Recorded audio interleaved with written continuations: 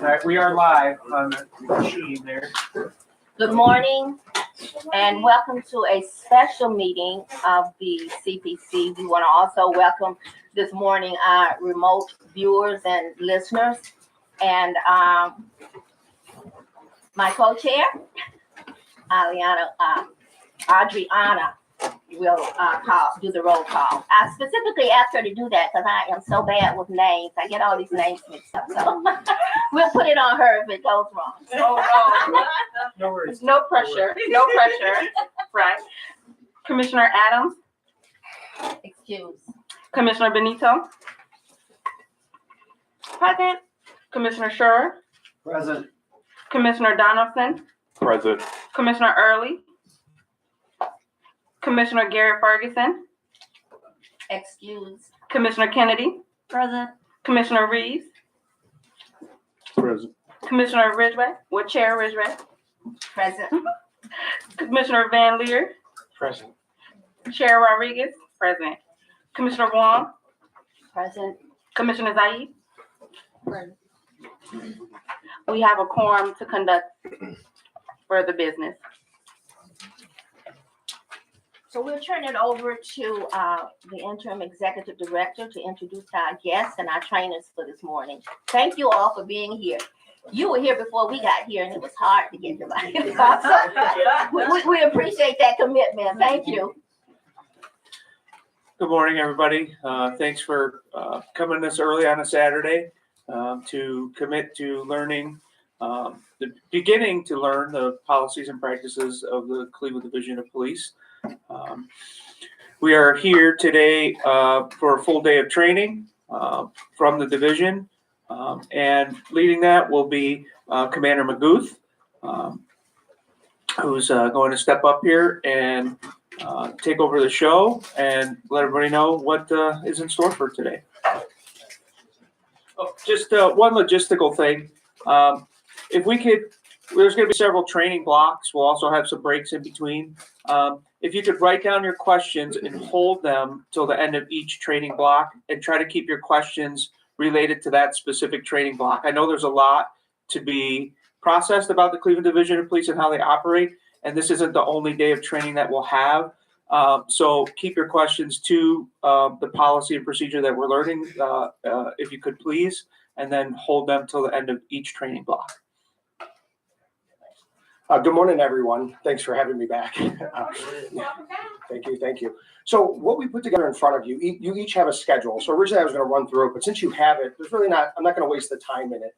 But what I've asked these presenters to do is kind of come in, give you information about the respective topic, kind of at a broad level view.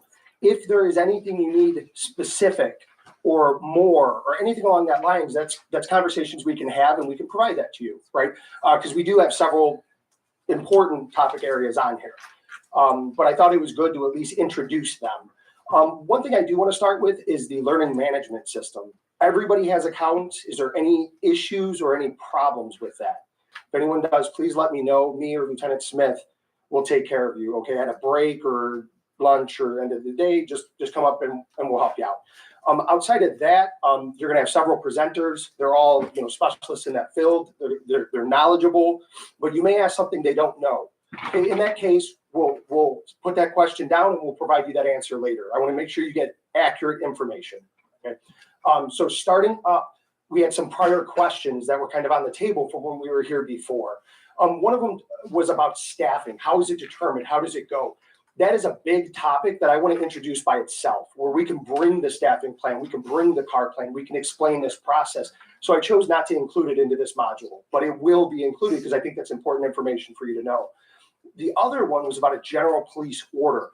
We talked about them, but it sounded like it would be good to maybe kind of go through it and explain what are the sections of these and kind of the development process. So I have the OIC of the policy unit, Sergeant Ashley Graham. Who's going to take you kind of through this, about a 15-minute or so presentation, and then we'll switch over where we have Lieutenant Ryan who's going to talk about hiring. The schedule where it says breaks, I tried to give reasonable breaks after 50 minutes. It's nice to stretch your legs, your mind. It's hard to focus beyond that. If you're focused and it's a topic you want to continue, it doesn't mean we have to break. we just keep working, okay? It's no big deal. The schedule's a little bit flexible. We have some time built in. So I just want to make you aware of that. Don't feel you have to take that break when it comes in if there's a good discussion on the table, okay? Before we kick off, any questions of me? I'll be over here if you need anything the whole time. All right, then I will introduce Sergeant Ashley Graham. Good morning, everyone. Good morning. I don't think you guys met me before, so I'll just introduce myself a little bit. So I'm Sergeant Ashley Graham. I've been with the department for about 9 years. I started in the 4th District.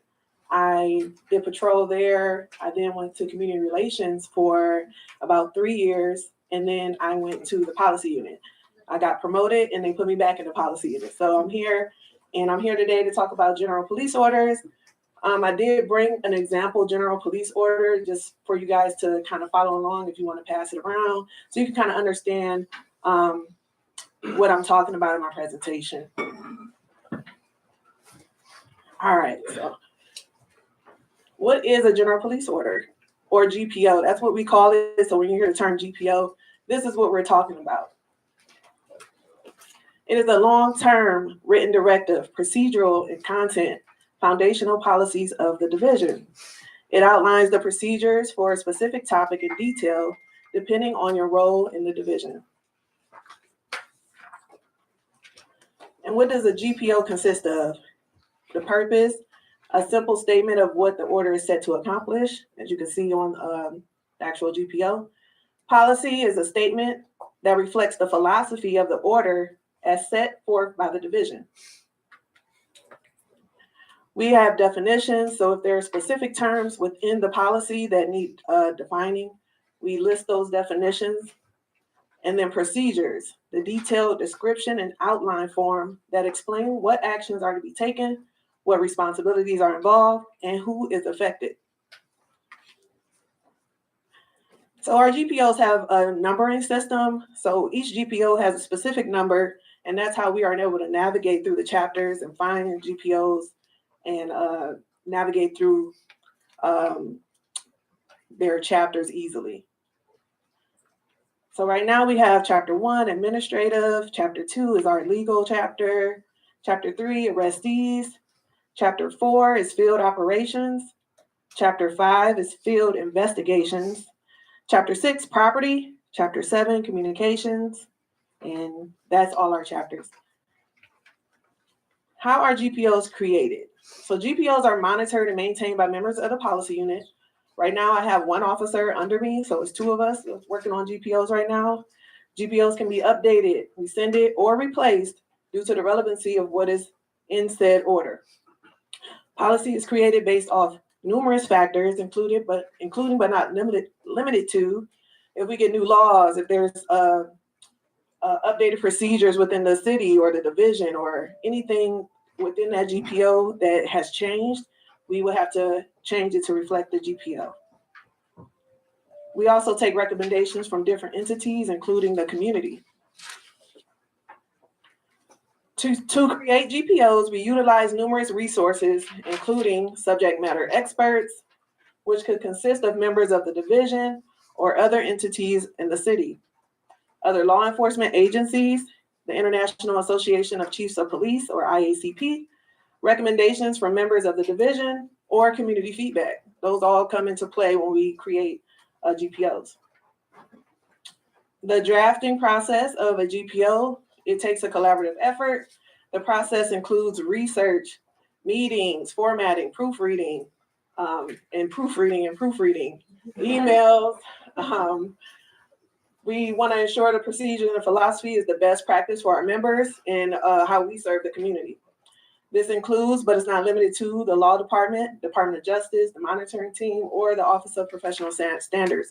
They all give us recommendations on how we, on what we put into the GPO.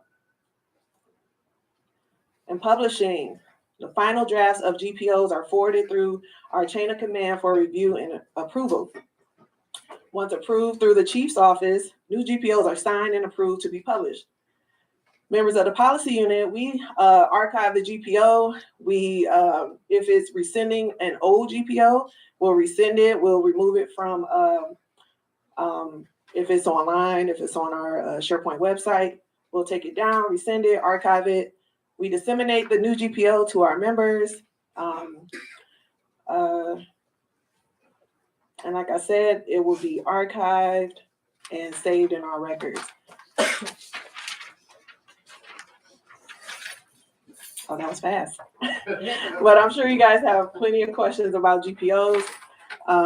If you do, I still have time to answer any.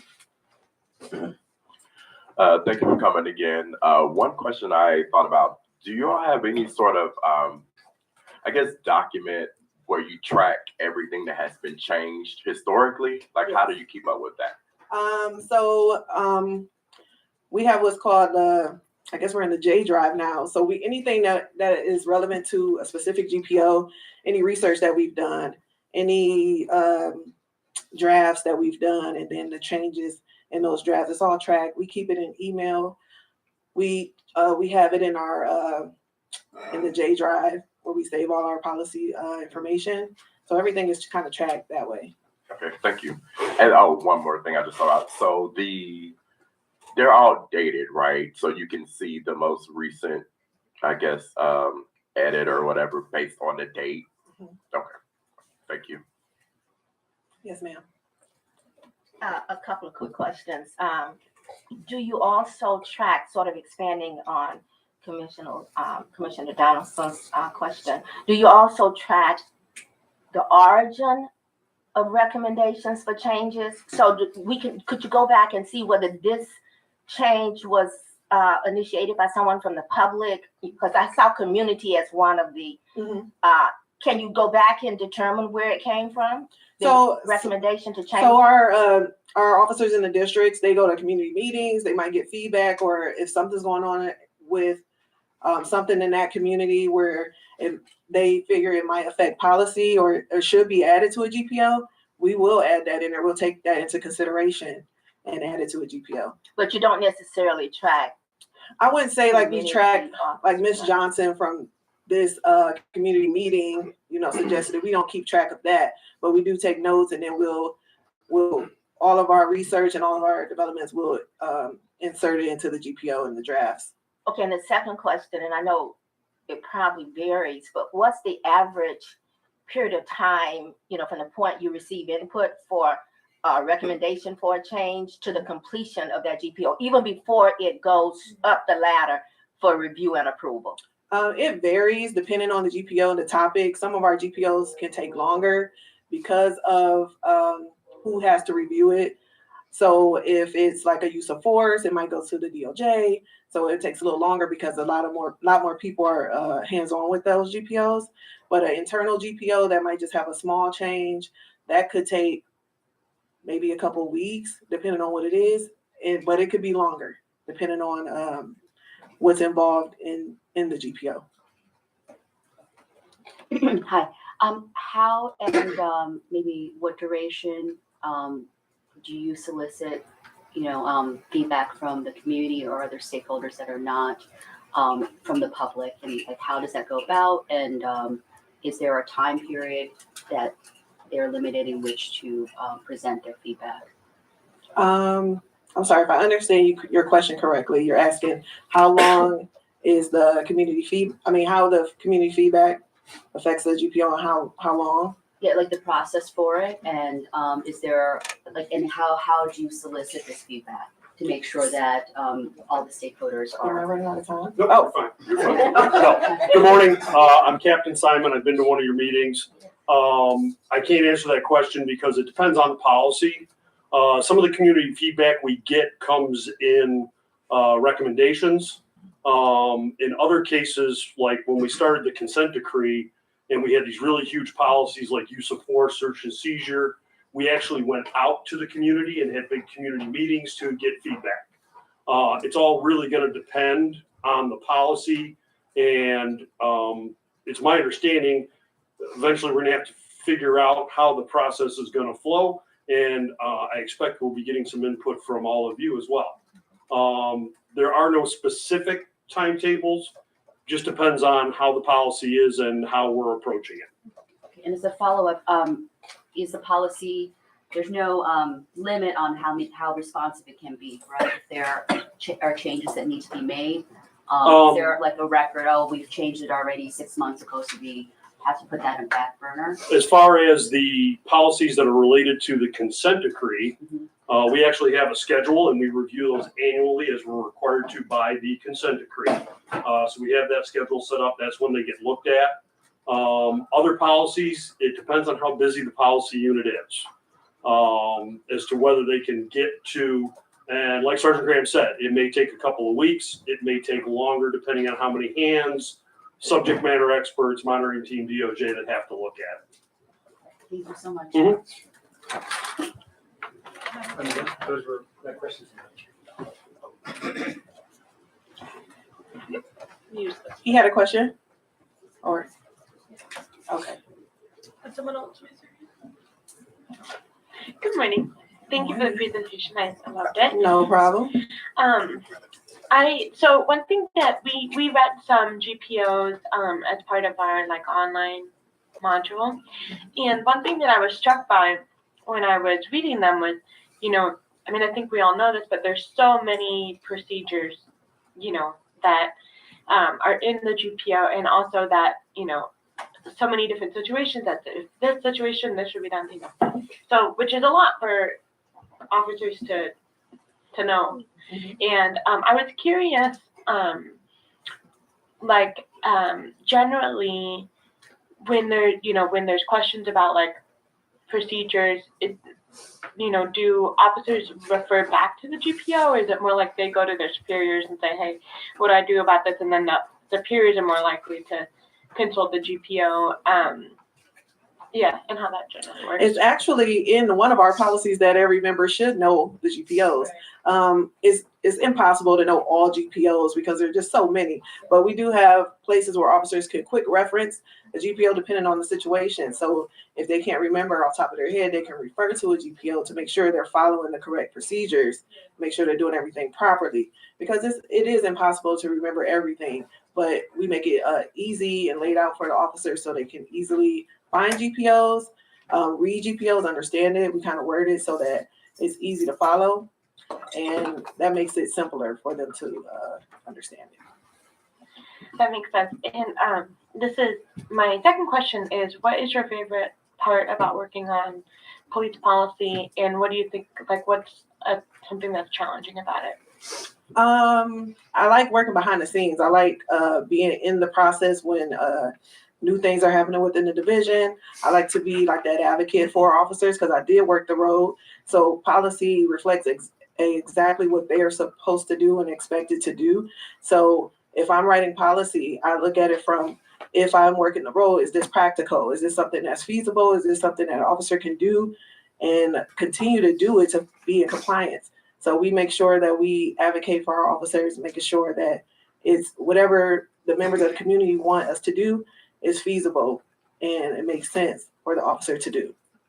And what was the other part? What's the challenge about working on police? The challenge, it's a lot of research. It is a lot of reading, a lot of input from different things. So I'm trying to decipher what is good input, what is irrelevant, what is going to be best for the officers and then best for the community that we're telling the officers to do. So it's a lot that goes into, so that could be a challenge. Pete, let's see. Pete, did you have a question? No, it was answered. Okay. So I forgot to ask, now we know that how the community can have input. Could you explain how an officer can map out that procedure if they can have impact on the policy? And to tag on to what Ms. Minito said, reading it's very dense, maybe because we had to read it in a very short period of time. Could you describe, are there different methods with which officers are trained with this, because people have different learning styles?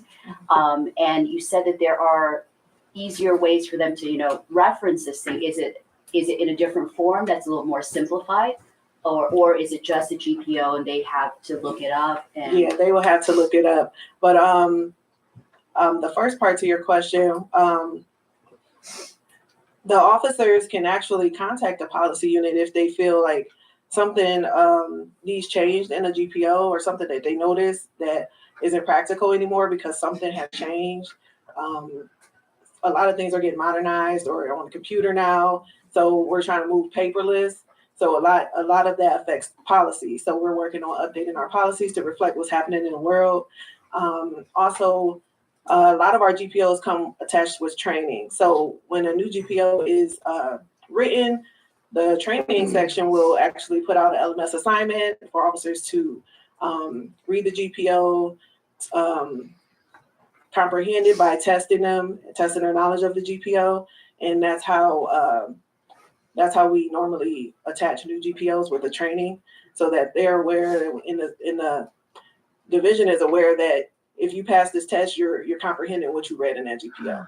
And then if you forget, which you probably will, you can always refer back to it. And like you said, you have to pull up that GPO and search for what you're looking for.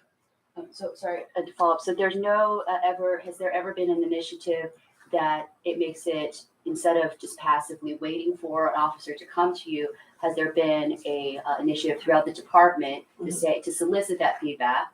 I remember one of the area hospitals did that, empowering everybody from the rank and file to the other officers. And they got really great detailed information, saving them a lot of money, finding inefficiencies. Has there ever been an initiative to promote that type of feedback from especially the patrolmen and the people on the ground? You want to answer that? Good morning again. Yes, there was actually. We did reach out very methodically. Again, when we started the consent decree, when we were working on some of those bigger policies. As far as the policies that we have that are more day-to-day, what we do get a lot of times is an officer will make a recommendation to their supervisor for a change in that policy, and then that gets put on paper, and it gets forwarded up through the chain, and it eventually makes its way to myself or Sergeant Graham as far as a recommendation for the change in the policy. Officers can always go to their supervisors if they have a question about policy. That's in our policies, and we encourage it, we reinforce it. That's what the supervisors are there for. And as far as the policies day to day, and some of the bigger ones, those of course always get reinforced in our continuing professional training, which we do every year. Which is also a good spot where we get feedback from officers is during CPT. Yeah. I wanted to add one more thing to that question. We do have the subject matter experts within the division. So we have members that might be efficient in a specific topic, and we'll solicit information from them. I've emailed officers or supervisors that are really good in that specific field or whatever.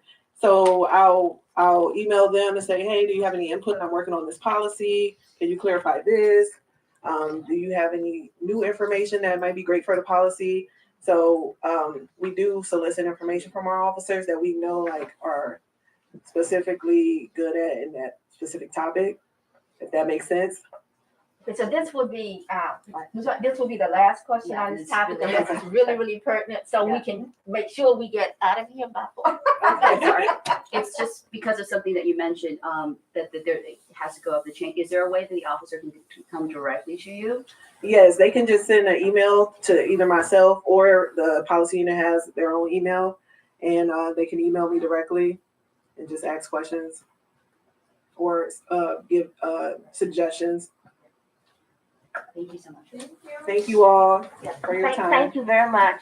If you're gonna be around, you might be asked something. Yeah, I'll hang break or around a little whatever. bit. Okay, all right, thanks. Thank you. Thank you, Ashley. So we're going to do a quick transition here. So Lieutenant Ryan is the OIC over the personnel unit.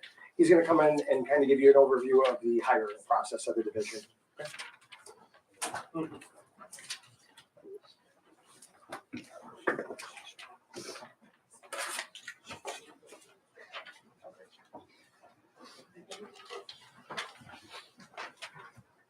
Good morning. Good morning.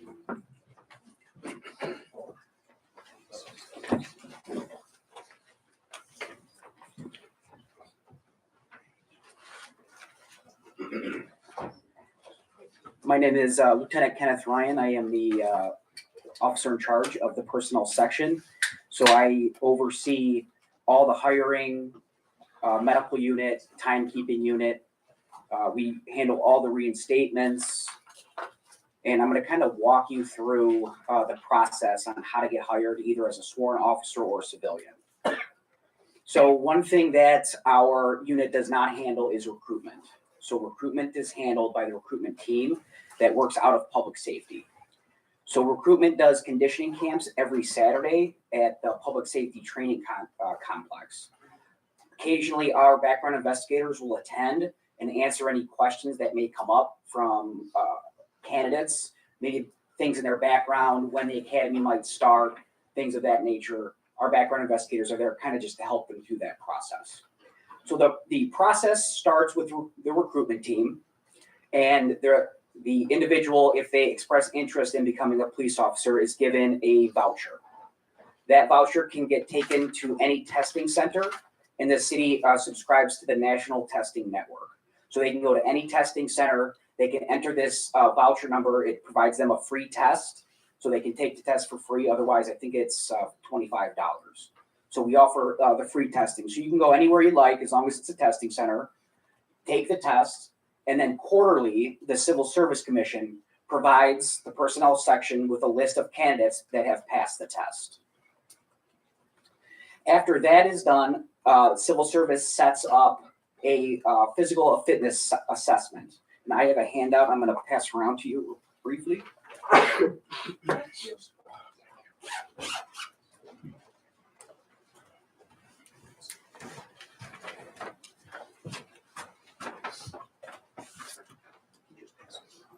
you. I didn't know how many people were going to be here this morning, so I hope I made enough comments. Thank you, Dan. Okay, so after the testing completes, every quarter, Civil Service compiles the names of the individuals who passed, provides them to the personnel unit. Civil Service sets up a physical fitness assessment. It's generally at Tri-C, and it takes all the candidates through the physical fitness assessment. What I passed out to you is the current OPOTA standards. So if you're not aware, OPOTA is the governing body, the governing police body over all officers in the state of Ohio. So the candidate will go to the physical fitness assessment. They have to, it's a pass-fail. This is all done outside of the personnel unit. So Civil Service handles the testing and the physical fitness assessment, okay? If a candidate does not pass, they do not make it to the next step. Sorry, I'm just laughing because I could even qualify again. So to give you an idea on the numbers, so you have to get in. I don't want to talk too much training. All I concern myself with is if the individual passed or failed. But just to give you a quick idea, 15%, which is that first block there, to get into the academy, and it's broken down by age and gender to enter. So if you are a 25-year-old male, you have to do 1.5 miles in 1434, okay? And then it's, all it is a 1.5 mile run, a push-ups and a sit-ups. At that point, when you get into the police academy, I don't want to jump too far ahead, you have to pass at that 50th percentile. So that same 25-year-old candidate would then have to pass the 1.5 mile run in 11 minutes and 98 seconds, okay? Is it, what does it say on there? 58, excuse me, 58. So that's a testament to our training section to get these candidates up to that standard to make sure that they pass, okay? So the next step in the hiring process, our background investigators, and we actually have this going on tomorrow, believe it or not, our background investigators will be at the physical fitness assessment. As individuals pass, we set up stations. The candidate goes to the station, they receive a link to do their application. We call it a personal history statement. So in that personal history statement, it's absolutely everything about you. Everywhere you've lived, everywhere you've worked, all your supervisors' names, your residences that you've lived at, traffic citations, any criminal history, your drug use. And then on the last 2 pages is a series of essay questions.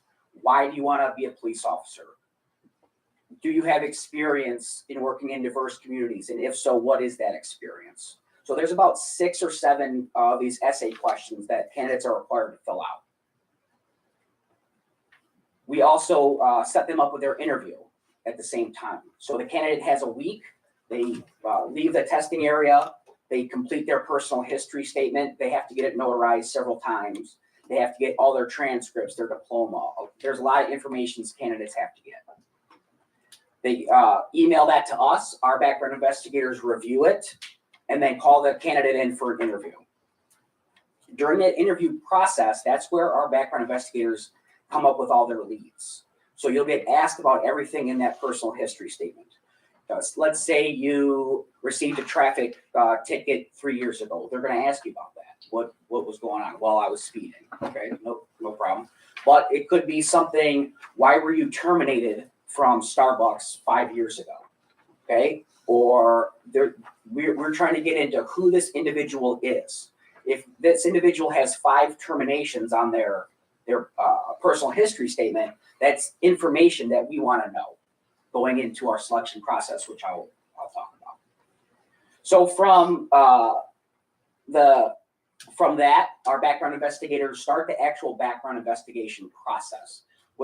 Usually takes about 8 weeks on any pool of individuals, depending on how large the pool is.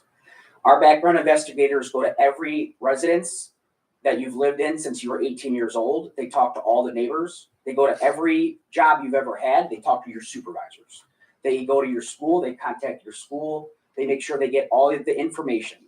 If you applied at another law enforcement agency, they go to that other law enforcement agency. They pull that application. They deconflict it with ours. So they check to make sure everything is accurate, that you are not applying somewhere else and saying different things. Okay. The investigators complete their leads, and we have, after 8 weeks, we have what is called our internal screening committee. So our internal screening committee is made up of different members and units throughout the division. So we have members of the academy there, members of the command staff, internal affairs, members of detective bureaus, districts. We try to get a wide range of individuals in this process.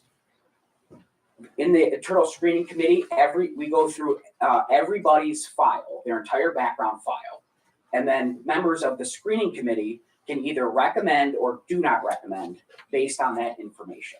And we'll talk about what they're recommending in just a moment. So it's a really deep dive into this individual's background and why they think they would make a good police officer or not. So we do our recommends or do not recommends, and then we contact the public safety director to get put on his schedule for what we call a 1 to 10. So in the civil service rules, the safety director has to select 1 out of every 10 candidates that are put in front of him. Okay, so let's say we have 10 candidates. I don't want to get too deep in it because it's a little bit outside my knowledge base. But if we present 10 candidates to the director, he has to select 1. Okay, and then once that person is selected, we enter another one, and then in there he has to select 1. Okay, and once again, I don't want to get too deep because I'll talk outside my lane a little bit. So we asked the chief director for a 1 for 10 picks, and we sit in front of him and we talk about the candidate. We do almost another screening committee. Okay, the director, based on the information that we've provided to him, will either select the individual or pass the individual over. Okay, so let me just take a quick step back because I'm kind of working my way through. Prior to getting to the director's picks, we have what is called a behavioral-based interview, and I'm going to pass those around to you in just a second. So our behavioral-based interview is a panel of individuals who interview the candidate and are looking for different types of behavioral qualities. Okay, there's a series of questions, and that candidate is graded on those questions, and I'm going to pass it out for you.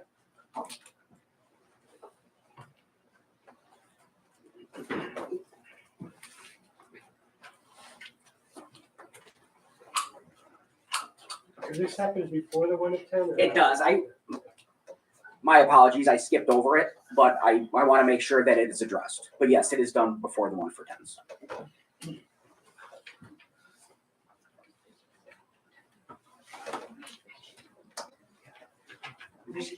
I'm just gonna pass around one because it's kind of lengthy and it. That's what you need to just explain. You know what I mean?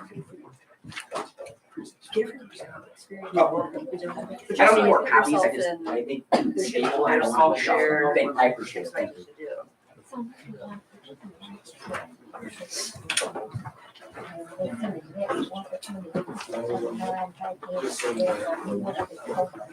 If you have any questions, I know I'm moving fast. Why don't we address just a few one at a time? Could Yes, ma'am. you explain kind of the sorting process for the 1 to 10? Is it you randomly select 10 and then 1 goes in?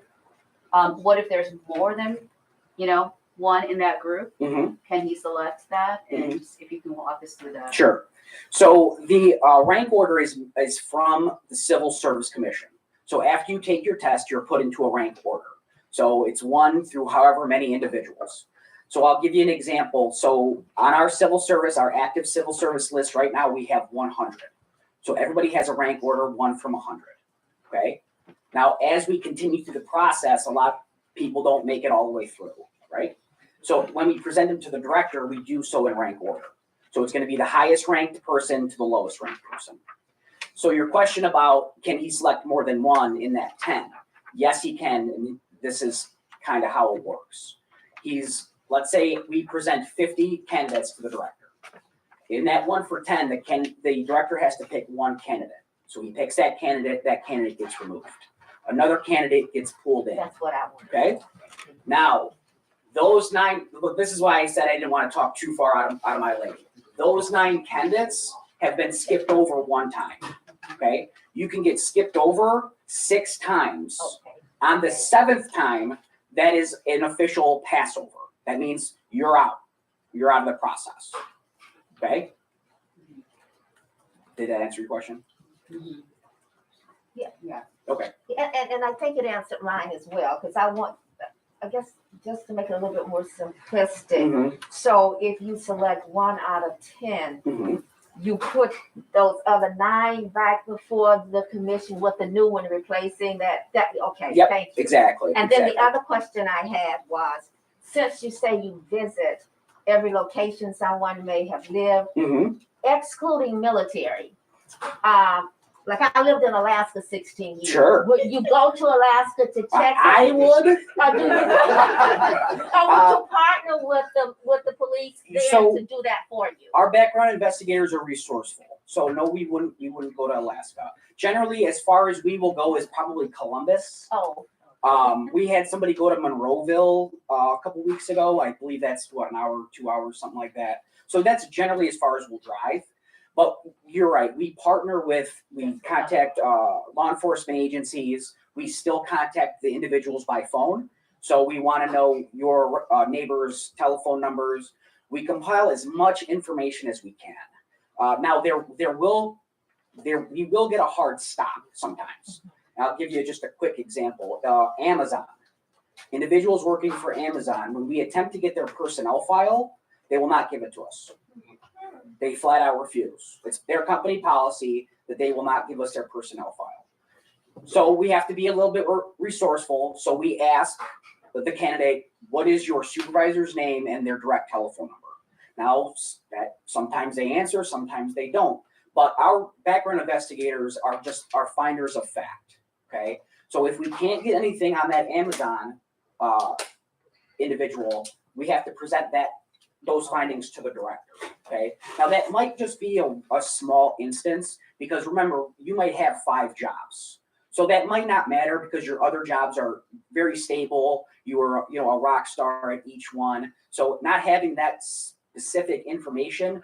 I don't want to speak for the director, but it may or may not sway that decision. Okay. are there other? We'll come back. Tom. Thank you again for being here. Thank you for having me. Can you talk a little bit about how social media behavior has played into this process? Because I'm sure you know, Sure. especially with recent years and activities? Sure. So, when it comes to social media, we use a third party, okay? So we don't want our background investigators to do the social media checks. We like to remove as much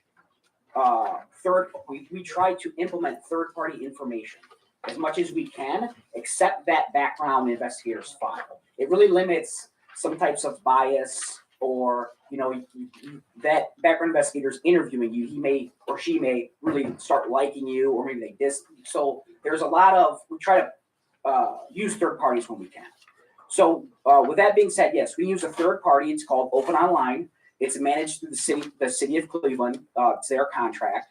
What we do is we have all the candidates provide all their usernames for any social media that they've ever had.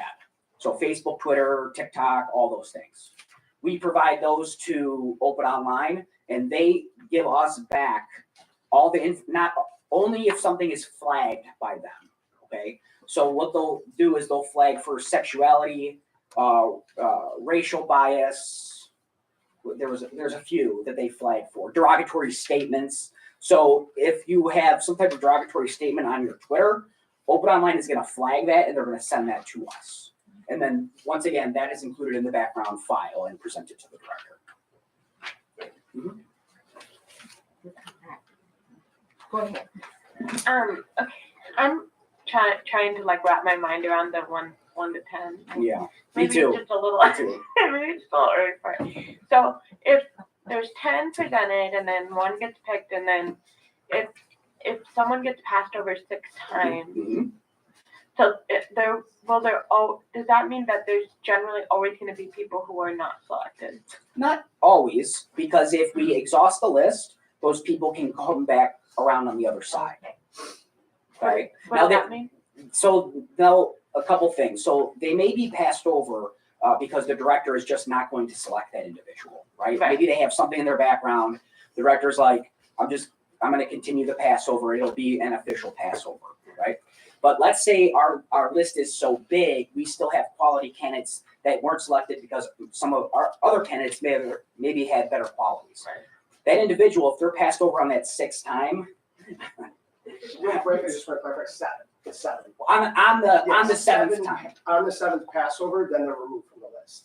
I just want to. But then they can be put back in? They can be brought in at the very end Yeah. because we have to consider 10. 10 every time. We have to consider 10. So if there's enough, we'll put them back in to consider the 10.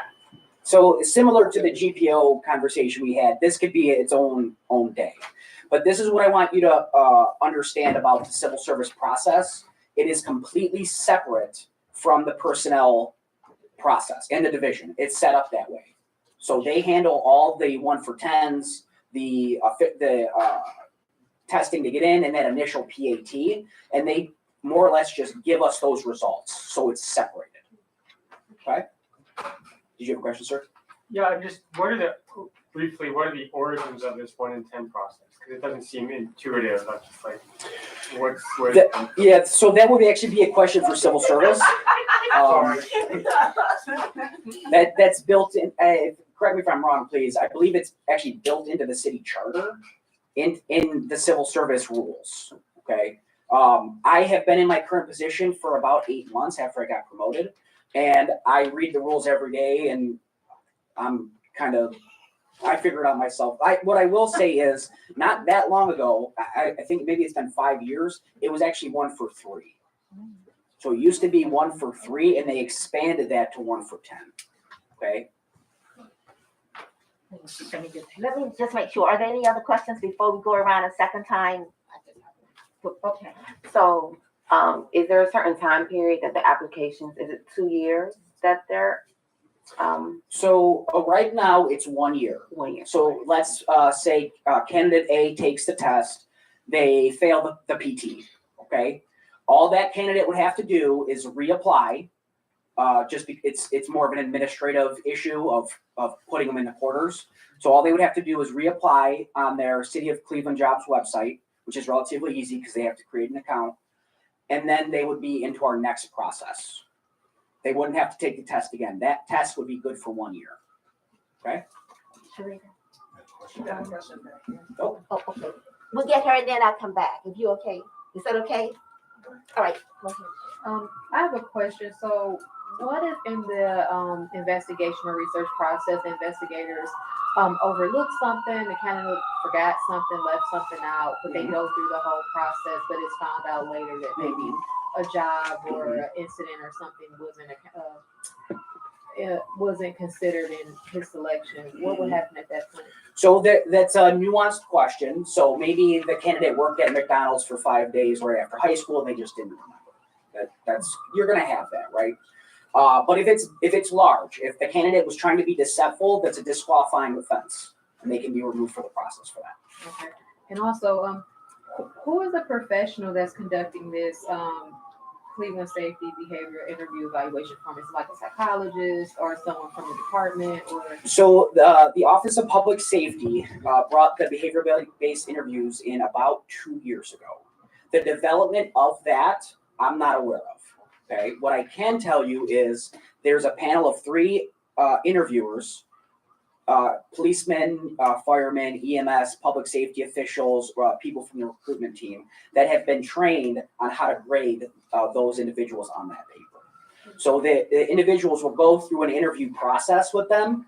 Their answers will be documented, and then they'll receive a grade. I believe it's out of 30, the overall grade.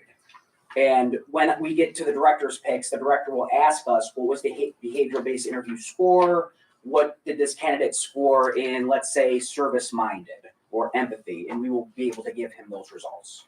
And just one more, do we know who or how this was created or developed? I don't. But I will be happy to look into it and get that information. So the chair will recognize commissioner early, and then we will go to staff person. Just a quick question on the behavioral interview evaluation form. Is there a mental health evaluation that is done with officers as well, and at what point is that done? So I did not get that far. That is done after the 1 for 10s, and I can explain that to you why as we progress through the process. Okay. From the audience. So I have spoken with some of the recruitment staff, Mm-hmm. and they're telling me that they're getting applicants. Mm-hmm. Like qualified applicants seems to be an issue. What measures, if any, are put in place to assist persons who want to become officers but are having difficulties, completing the application? Sure. What's in place for them? Sure. So all recruitment and those specific instances are handled through the recruitment team. And I don't want to speak for them, but I'll provide you just a brief overview. So if candidate A wants to become a Cleveland police officer, maybe they see a billboard, they see something on social media, they contact that recruitment team. And that candidate is given, assigned an individual in that team almost as a mentor to help them guide them through the process. So maybe you don't understand how to set up a City of Cleveland website, or you don't know where the conditioning camps are. Maybe you've never had any individuals or known anybody that's been a Cleveland police officer. They're there to help literally walk you through the process as you go. Okay. So if there's any questions, hey, this is the next step. The next step is you have to go to National Testing Network. The next step after that is you have to do the civil service PT. You're going to get an email. This email is going to say this. So there is procedures in place specifically for that. So even with responding to questions, like those, I think you said there were 6 or 7 open-ended questions at the end. Some people may not know how to articulate what's in their head on paper. Sure. So for that specific instance, our background investigators are there to assist them. If they have any information or if they don't know how to articulate, realistically though, we want to know what's in the candidate's, what attributes the candidate has to become a Cleveland police officer. So we want them to write it. We don't want too much assistance on that regard. If it's a matter of kind of helping them and maybe saying, hey, have you done this? Have you done that? That's something that our investigators will help. but we certainly don't want to tell them this is what they're looking for, those types of things. Those are kind of two separate things. Our questions are meant to open up the candidate's personality and some of the things that the candidate has done in their life, just to get some type of life history. Does that answer your question?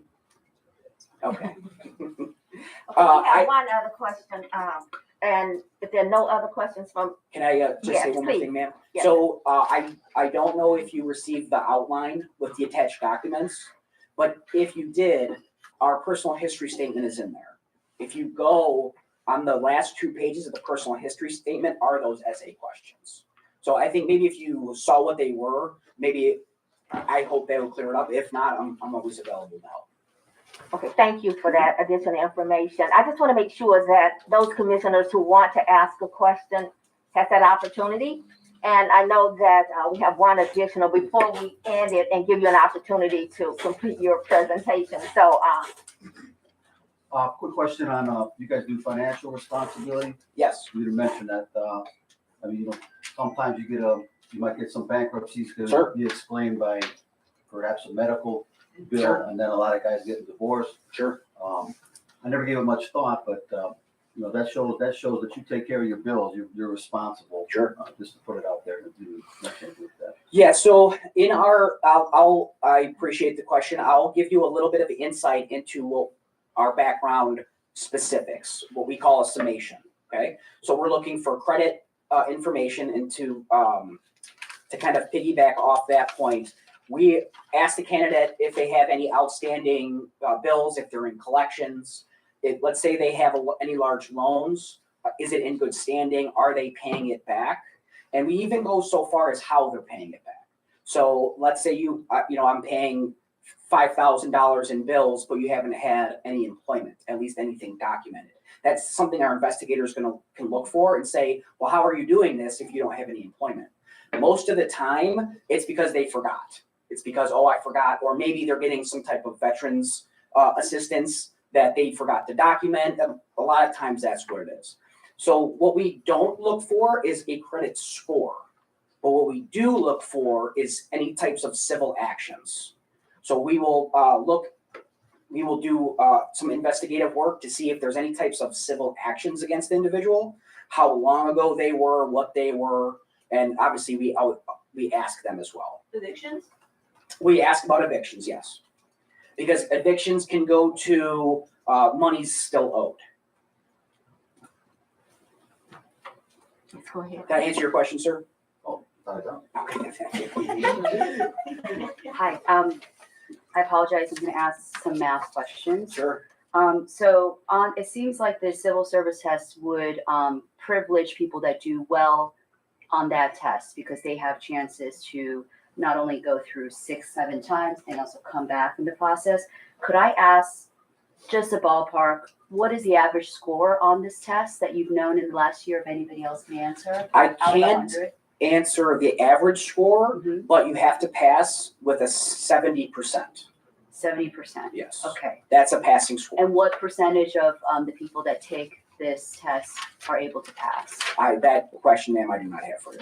So if they can't pass the test, they can't even go into the 1 to 10? Correct. Okay. This is step number 1 is to pass the test. So then I also would like to know too, what resources are there for people for not just guiding through the process, but studying for this test? Is there a booklet, or is there tutoring available? Are there people that can answer questions along the way? Yeah, so a booklet, I do not believe there is a booklet, okay? But what I can say is the help along the way, that is part of the recruitment team's responsibilities, to help them along the way as they go to to take that test. And if they are not successful in that test, they're not just cast away. So they're told, hey, this is going to be our next test. Maybe these are some things you can do to help you. Specifically what those things are, I cannot answer for you because that's kind of their area. But they're not just forgotten about. Okay. 2 questions about the interviewers. Do they know the the exact score or the relative positioning of the interviewees in that 10 on the score of the test? Is it brought into them in an order, since it's brought into them in an order, right? They would know, well, maybe let me backtrack. Okay. Is it the same 3 interviewers for every group of 10? Are you talking about the behavioral-based interview? Right, for the behavioral-based. No, it's different. So we have a first group of 10, you have 3 interviewers, the second group. Don't think about it. Don't think of 1 for 10 plays no role in the behavioral-based Okay. interview process. The only role the 1 for 10 plays is the director is going to receive those results. Right. So that is, but it's, for this behavioral interview, how many like sets of 3 interviewers are there? Usually 3. And they are randomized to the ones that pass through the directors. Am I not being clear about something? Because I'm a little bit clear on what your question is. So let me just tell you what the candidate's going to do. Maybe that will help. So candidate A is told, hey, you're going to have a behavioral-based interview. You're going to be at this location at this time. They arrive, they get greeted, and they enter a room with 3 panel interviewers. And they get asked those series of questions. Mm-hmm. For time purposes, there's 3 different interview rooms that you could possibly go into. So you're either going to see these interviewers, those, or those interviewers, okay? All the interviewers have been trained the same way. They should be looking for the same things, and their scores should be consistent regardless of the candidate. So is it 1 person from police, 1 person from fire, 1 person from EMS? It's usually much more random than that. Because it's also, don't forget, we have public safety, we have recruitment team, so it's much more random than 1 person from each division. It could be no police officers. Do these, does this panel know the scores of the candidate in the other, or is it a blind No, process? it's usually blind. It's not, I couldn't say it's officially blind, like that's a procedure, but an individual from, let's say, EMS would have no idea of what the candidate's score in other areas would be. Okay, thank you. Sure. Do Cleveland residents and or veterans still get extra points once they pass the civil service test? Yes, they do. So stakeholders in our community get a little extra? Yes, sir. All yours again. Okay. I think I jumped ahead. My apologies. I made it all the way to the director's picks. I should have maybe taken a breath and kind of walked you through. So we've got our interview done. We have our background investigation is complete. We set you up with your behavioral-based interview. Okay, we're gonna get that complete. Our civil actions are done. Our social media checks are done. We can confirm that you can be LEED certified. And has anybody explained what that is? Does everyone know what it is? Okay, so LEEDS is a law enforcement information database that every police officer has to have access to. And don't want to get too far in there. But if you can't, because of something in your background, maybe you have some type of major felony theft or something. If you can't, it's a disqualifying offense. I'm sorry, Law enforcement automated database. System, LEEDS system. Yeah. So that is, if let's say a police officer has to do a traffic stop, they enter your license plate information. That's where they're going to get that information from. So it's highly sensitive law enforcement information, and LEEDS is its own independent body, and they make the decision if you can be LEEDS certified or not.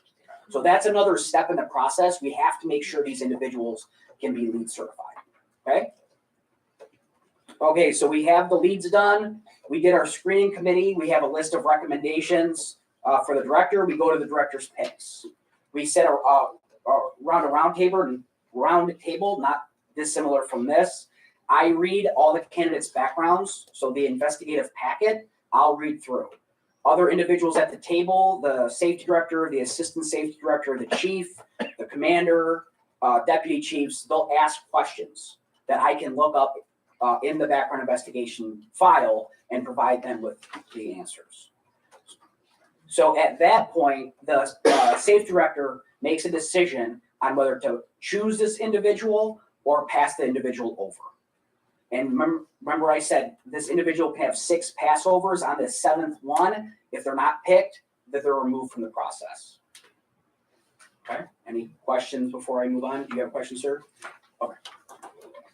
It might be safer just to go ahead and complete, and then we keep our questions until after the completion of your presentation, or you would never finish. Okay, so the director will make his decision. So let's say we have 20 individuals we're getting ready to start police academy. Those individuals who do not get selected will receive an official passover letter with the director's signature, okay? The individuals who were selected, now we get into the medical and psychological aspects of the background investigation, okay? So the individual will come in, they will receive a conditional offer letter, which I'll pass around.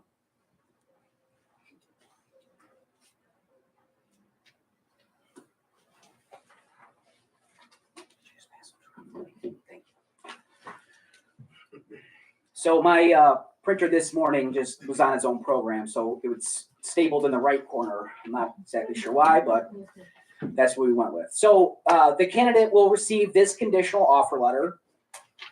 This conditional offer letter it states that we are interested in you as a candidate. You have been conditionally selected by the safety director, but you still have to pass these other aspects of the background investigation process to be considered for an appointment letter, which gets you into the police academy. Okay, ma'am.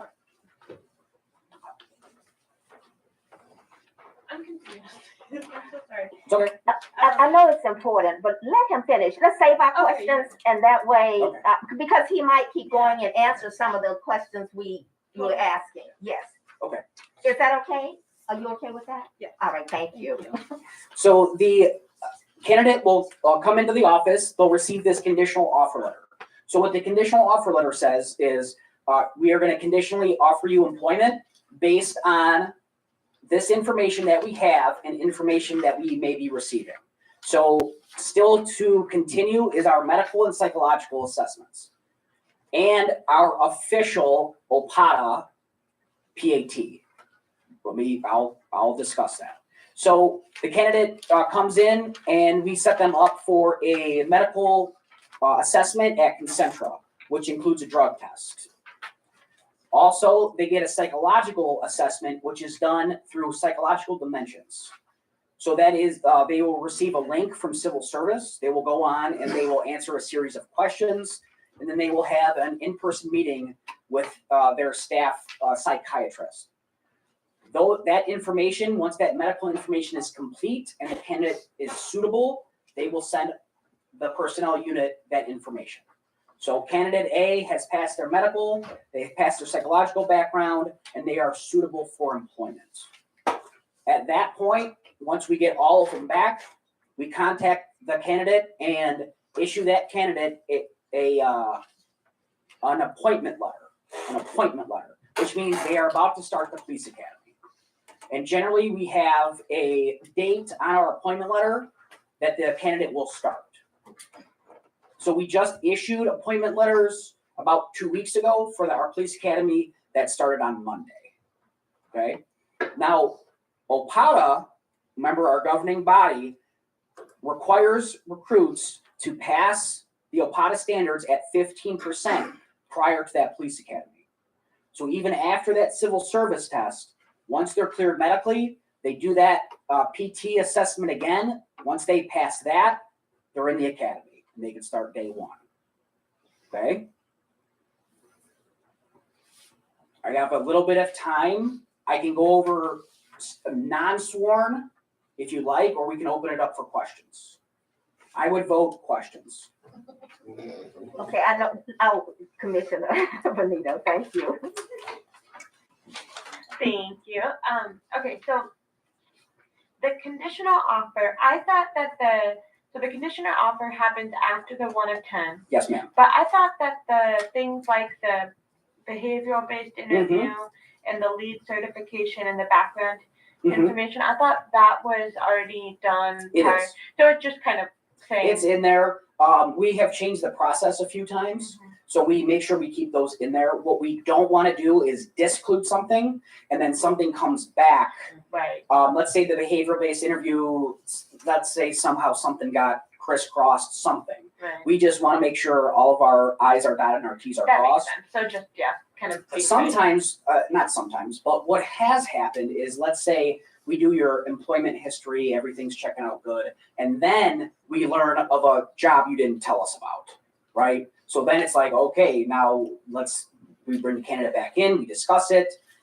If it is some type of deception, that's a disqualifying factor. So I will type up a request for removal for the safety director, or we'll provide that additional information to the safety director for his consideration. Thank you. Commissioner, you had Wong, and then followed by, Commissioner Early. I know there are a lot of moving parts, and to tag on to Ms. Benitez, could you just, for the sake of clarity, go through an idealized process, like in order, so Sure. the steps? Okay, step one, national testing network. That is your written test. We call it a written test, even though it's on computer. We say written test. Step two, civil service PT exam. At the exam, they're going to receive a PHS link and a date for an interview. Okay.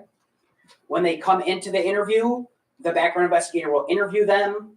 They'll get fingerprinted, photographed. That's pretty much the beginning of their investigative file. The candidate leaves. We allow our background investigators about 8 weeks to complete background investigations. The candidate gets called in there several times to either clarify things or gets asked questions. Sometimes things will come up, such as you were involved in a motor vehicle accident 3 years ago and you received several citations. We will actually ask the candidate to write out in sequence what occurred during that process. So, and honesty is obviously at the highest level. So I wasn't paying attention. I backed into a car. I didn't know what to do. I called somebody, those types. We want an explanation on what occurred. Okay. So we have those 8 weeks. So now during those 8 weeks, we're going to do our behavioral based interview. Okay. During those 8 weeks, we're going to make sure that their lead's certifiable. Okay. This is all just for time's sake, right? Because we want to overlap things if we can. It just cuts our background investigation time down. During those 8 weeks, we're going to do our internal screening committee once we have all that information. We're going to make sure we have all the military information because that's what gives us, believe it or not, the biggest holdup. Sending stuff out for the military for their records sometimes is a lengthy process. So we have to send those out early so that we can get that information before the end. Okay. Then I talked about the internal screening committee. So then we have our director's 1 for 10 selection. The candidate is either selected or passed over. If the candidate is selected, they will receive a time for a medical assessment and a psychological assessment.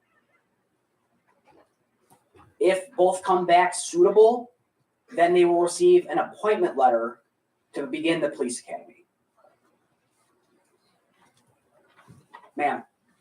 We're gonna recognize Commissioner Early, and then we'll come back to you. Thank you. I'll stop taking people. I apologize. Is that the end of the process? Is that the end? Yes, the beginning of the police academy is the end of my process. For the mental health evaluation, what are the disqualifying factors for, mental health evaluation, what are the disqualifying factors for those who are applying? So we have very specific disqualifying offenses written in your personal history statement. Anything psychological is not written because our psychological is handled by psychological dimensions. What we need to know is based on their information, are they suitable or not suitable? The personnel unit does not really get into medical and psychological issues, and here's why. There's a lot of Americans with Disabilities Acts regulations that you have to be very careful of. So in those incidents, the city has kind of split the process, and you take this, you take that side, and then will take the medical and the psychological side. Did you have other questions? No, no. Okay. Commissioner Kennedy? Thank you, Chair, for keeping us on task. Thank you for this presentation. This is very helpful. Two quick questions. One, are any of the commissioners allowed to audit any of these processes? For example, the civil service test, the conditioning, I'd like a workout. I know I need it. Anything like that that we could audit just so we can experience what it's like. I think that might be beneficial for some of us. I'm gonna leave that to the commander. I don't see. I'll follow up when, but what I will do is I can speak to the chief on that. Some of the processes are out of our hands. Right. So I can't really necessarily say yes for that. Internally or something on our end, I don't see why we would have any issues if you would choose. We do work closely with the monitoring team. We're actually gonna have a compliance assessment where they're gonna come in and assess our background investigation process in the near future.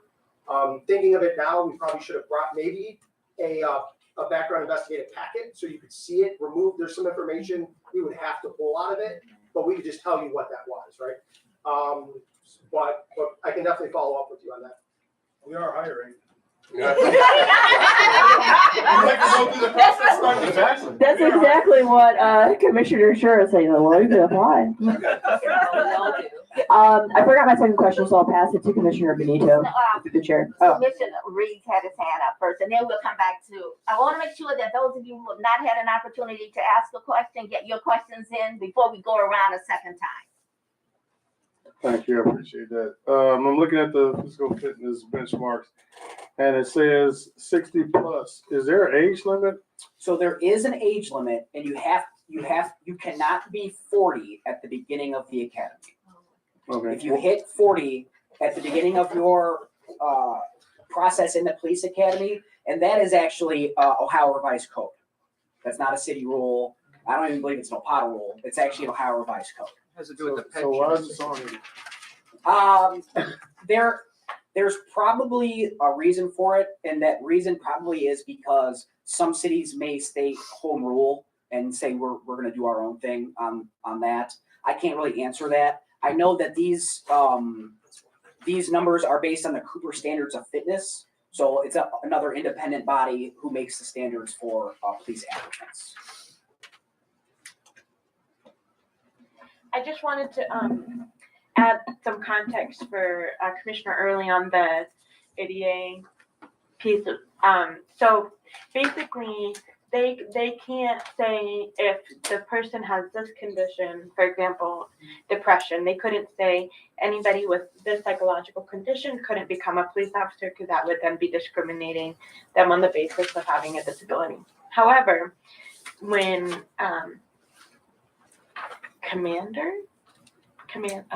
Lieutenant, thank you. I really need to memorize those. I've given you a promotion. When Lieutenant, I've already Ryan. When Lieutenant Ryan was talking about the psychological evaluation. So what psychological dimensions is going to be doing is figuring out, okay, the person might have depression, but does the person's functioning make it so that they couldn't do the job duties of being a police officer? So you can say that you can choose to not hire someone because they cannot do the basic the fundamental pieces of the job. And so that is why it becomes tricky about you can't discriminate based on the basis of someone's diagnosis of what somebody's disability is, but you can ask questions to try to determine, can you do these different job functions?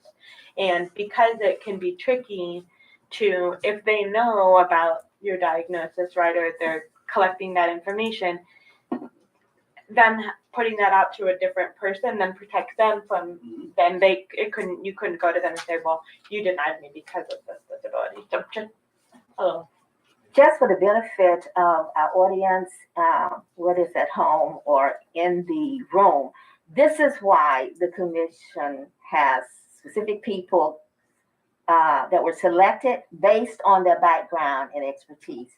So Commissioner Benito comes with a pretty thorough background from the disability perspective. So I just want to give you some credit for bringing that to the table and allowing all of us to understand this process. And we, Commissioner Kennedy remembered her third question. Yes. So I know that there are some families that have multiple generations of officers in them. So, you know, that's like advantageous because they can kind of counsel the younger family members on what the process is like. But my question is about the interview questions. So, are the interview questions like in any way confidential? I guess I'm getting to an issue of like fairness in the process, right? So if you have the interview questions beforehand, that might give you some advantage in the process. So I just wanted to ask if there were any considerations around the fairness component. That's a really good question, and I'm assuming that you're referring to the behavioral-based interview? Yes. Okay, so the behavioral-based interview, it is not confidential. The answers that you give would be confidential, but there's been a research and things that you can actually look up online for the behavioral-based interview. So I would say we've only been doing it for about 2 years. I would say I would like to look at the research on the other side.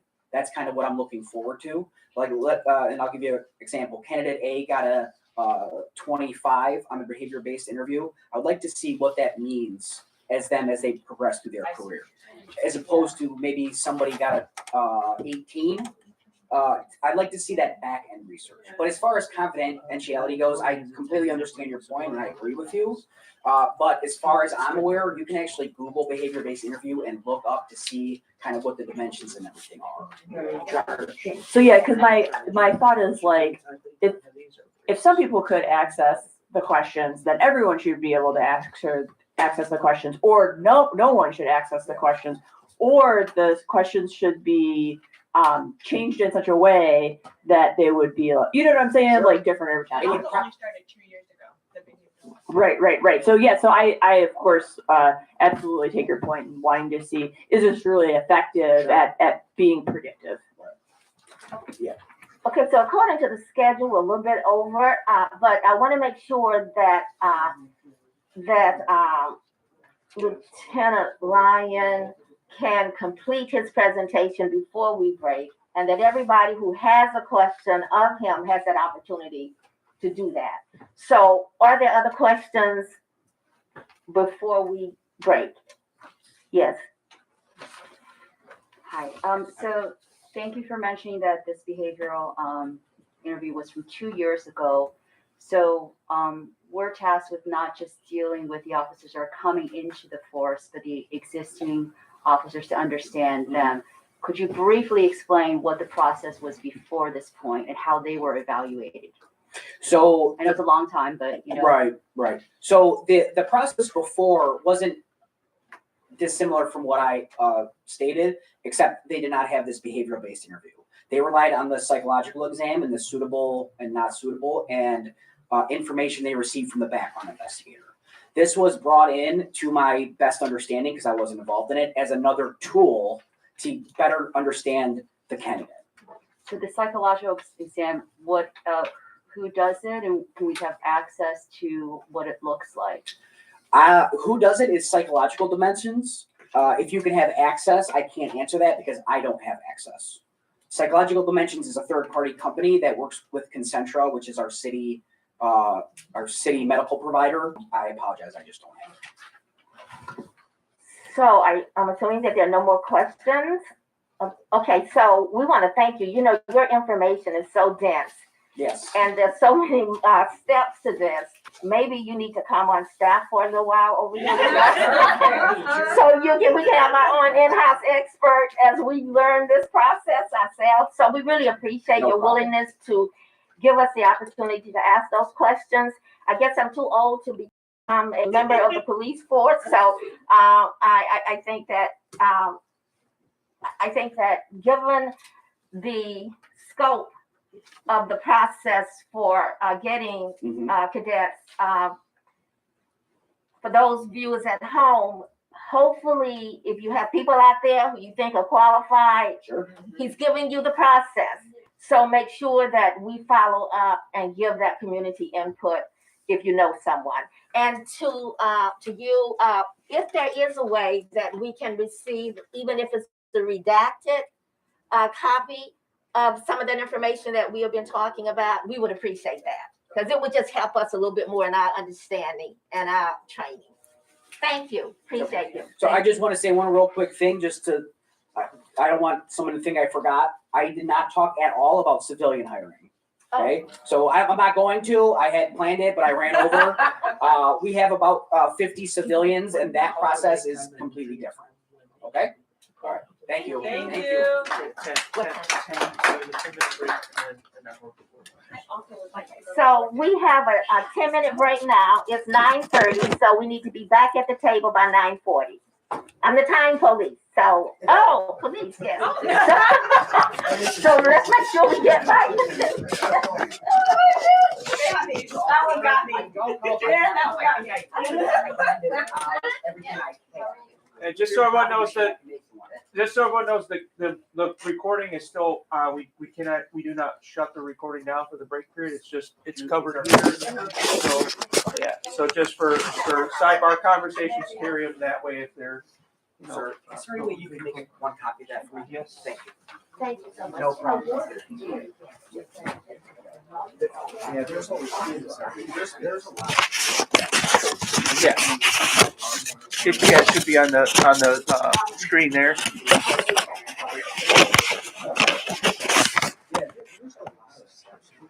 And the steps kind of what we try to do, what we try to utilize is otherwise, I think, right? So we have our background. What's up, Charles?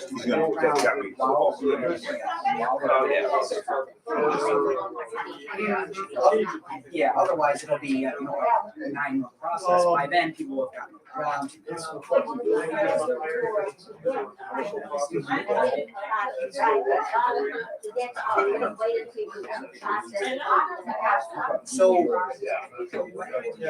So right now, we do it first, right? And we want to get as many as possible.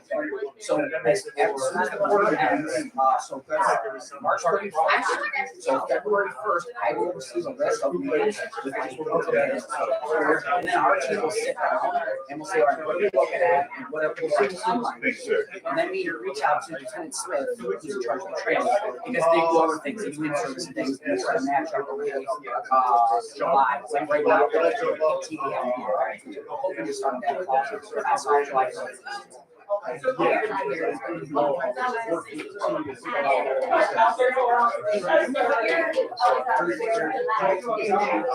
Yeah, so it's a lot. And there's a lot of extra. Sometimes,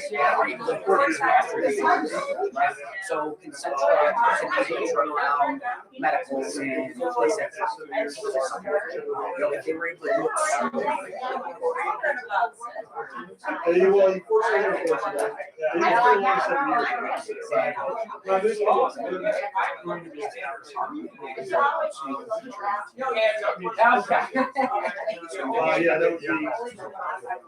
Yeah, reach out to Sergeant. Go down, lift your hand, and then come up.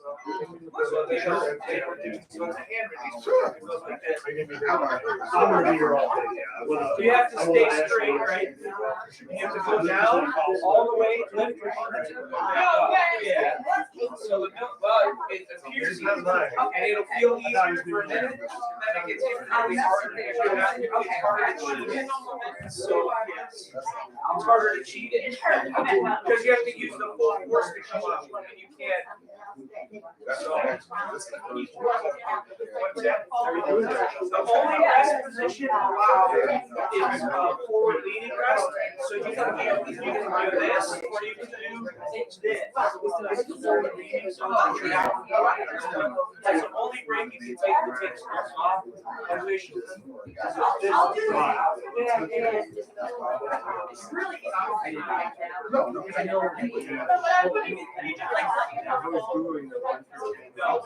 you have to be formed too, so if your back doesn't stay straight.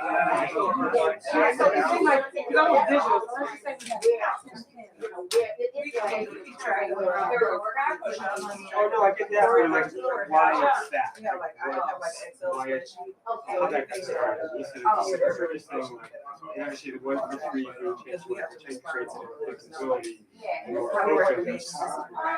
So I think I remember hearing that they switched that.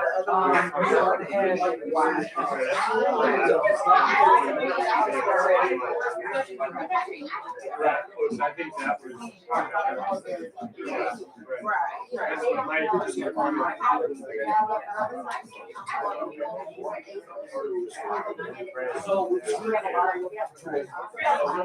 Here's Yes. Did the audio get crackly for you for a minute? The handheld mic does not sound great, and depending on which one, it's really bad. Sometimes we've changed the channel on it and it's gotten a little better with the crackles. I haven't heard the crackles in a while. Yeah. The handheld mic. Yeah. But you can still hear it though. It just has a little background crackle. Because I can hear it. I also have the shotgun mic. I don't know if you ever does back. Oh yeah, it's a backup. It's tough out. It's microphones, right? Yeah. Yeah, the woman sitting there, hers was like really like overproof, and then Yeah, it might be the volume on the individual. Each one has volumes on individual.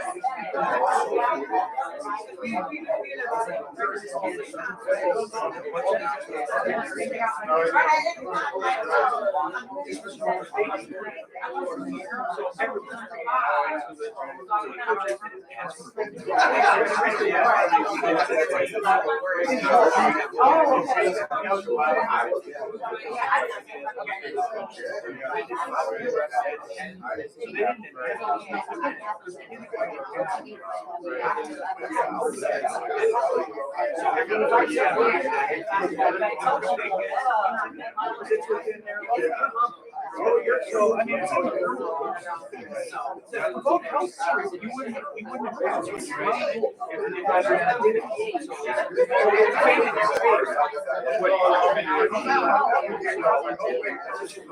mean, you wouldn't have so I didn't give it much weight because we didn't have this problem. So that was there that was probably from bylaws or culture. They were like, hey,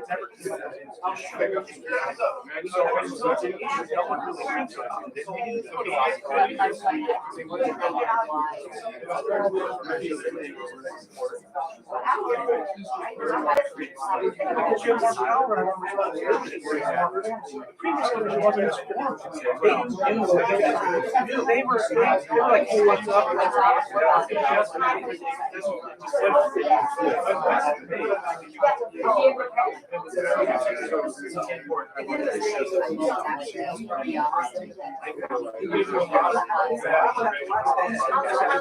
You'll never get to report out no one's gonna see it. So that's what I don't agree with what you said. But even with your altruistic vision, like you have to think this stuff out, you'll never be able to report out. It will take months on what that percentage they're actually saying it qualifies. So you're adding something on here that is going to thank you. And in the case of this, it means you can lose the court case because you go way past the time that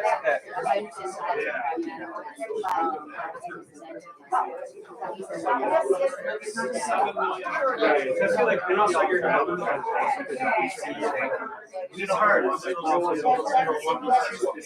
It's just, you don't see the danger of it. If you send a policy to police, you have a majority argument that. Yeah, exactly. I wouldn't be able to.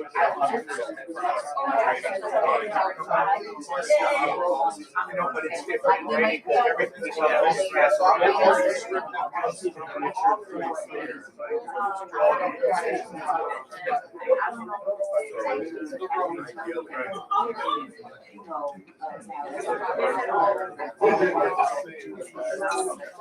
Because we reconvene in about, they're gonna see that. Right. to the commissioners.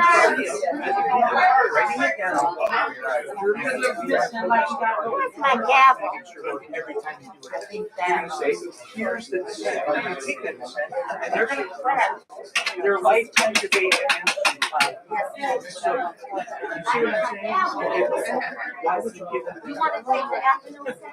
Sure. Oh, We do a meeting, we didn't, we're working it out, so it's up to you. Flexible.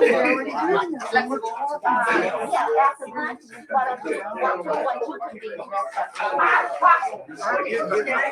We need to come back to the table.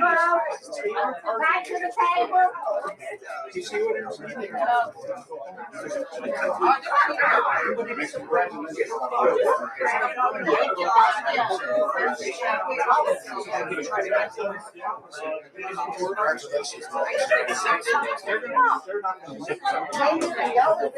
Hi, can we get everybody to come back?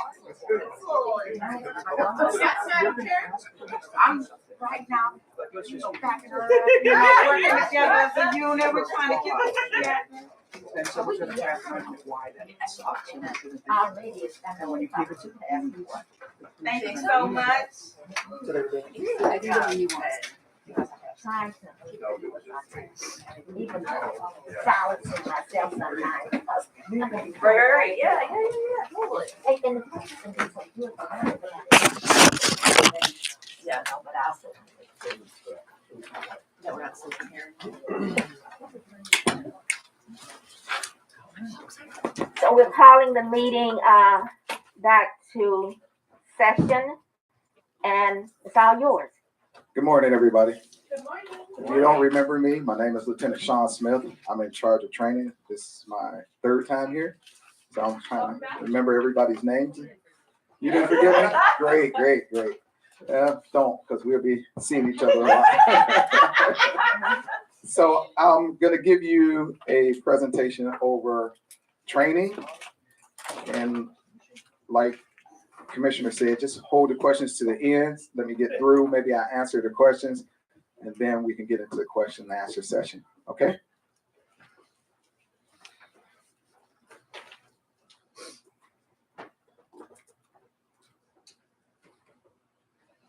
All right, just give you the hierarchy of how it works. So Commander Magooth, he's the commander of the Bureau of Support Services. I come run under him, and I'm in charge of training.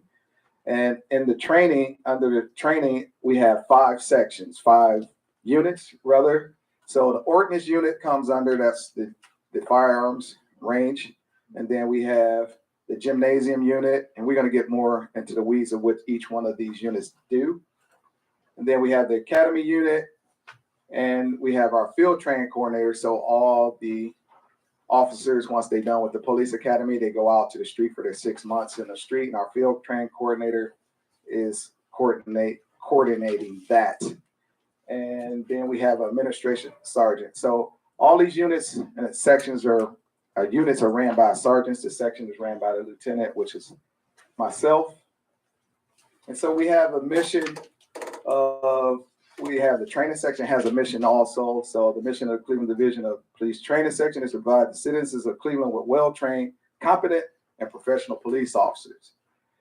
We accomplish this mission by developing and implementing professional training that is based on active learning techniques and guided by the Constitution, the community policing, consent agreement mandates, and the division's policies. We train our officers to develop partnerships with members of the community, use problem solving, policing, and to protect the rights while having reverence for human life. We ensure officers understand the importance of being guardians of the Cleveland community and include professionalism, respect, integrity, dedication, and excellence. That's our core values for the department. So what drives our training? All of these things drive our training, and we're going to get into each one of them in specific. So we have our training review committee, and we have the OPOTA, which is Ohio Peace Training Commission. Then we have the Ohio Peace Officer Training Academy. We have state mandates. We have divisional mandates. The consent decree gives us mandates.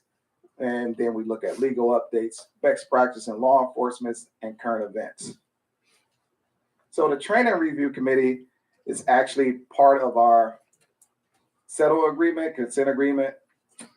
So, and this whole thing, it's a bunch of people involved. And if you see, you guys are part of that. So at some point, you're going to get with Commander Magooth and be part of this process. I don't know who's going to be involved in it, but somebody from here is going to be involved in that process. So this training review committee reviews training. It has people from our training section, the district training coordinators. That's how other information comes from officers through the district training coordinators and the division. We have union representatives, and it's a few more people that's involved in this, but these are the main people.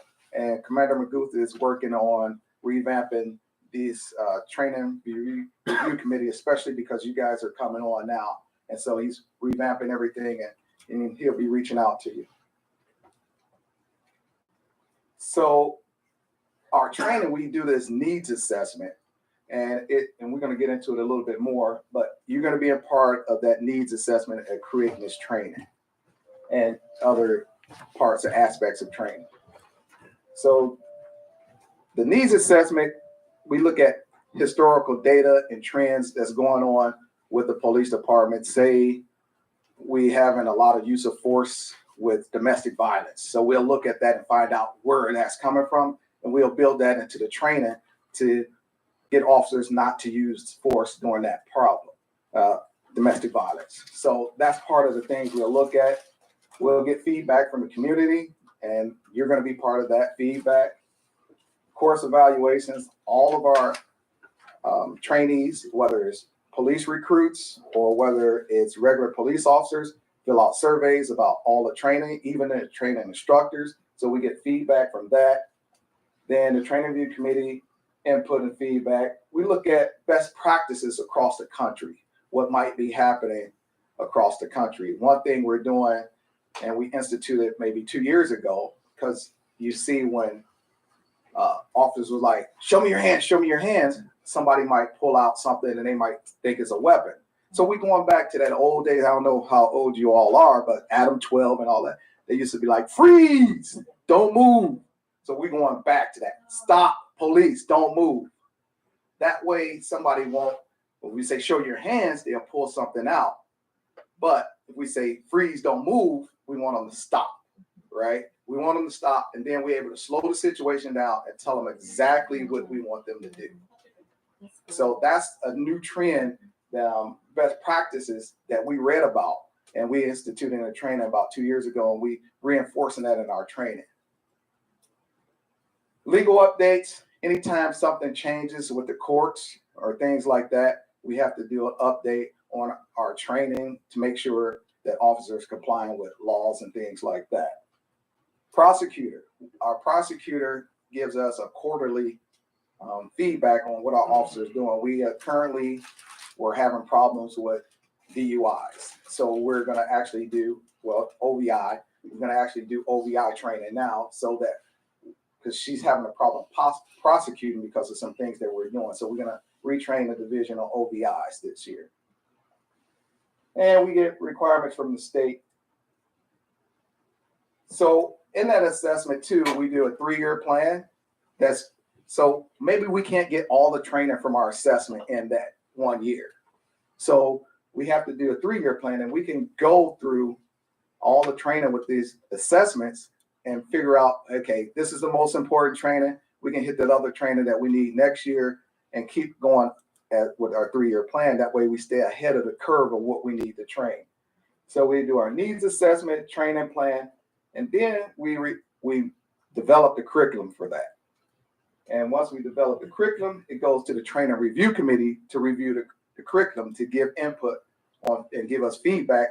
And we'll go back through that process of fixing the curriculum, or even sitting down because maybe it's something that's legal that we can't change, and we have to explain that in the with the review committee, that it might be something legal and you want to change, but we can't change it because of law. Make sense? Okay. So I know Lieutenant Ryan spoke about OPOTA and OPOTA. So let's talk about OPOTA. OPOTA is the governing body for all police actives. They actually work for the Attorney General. And it's actually a state code that gives them their authority to commission the training, instructors, the whole body. They supervise and they make recommendations to the training committee academy.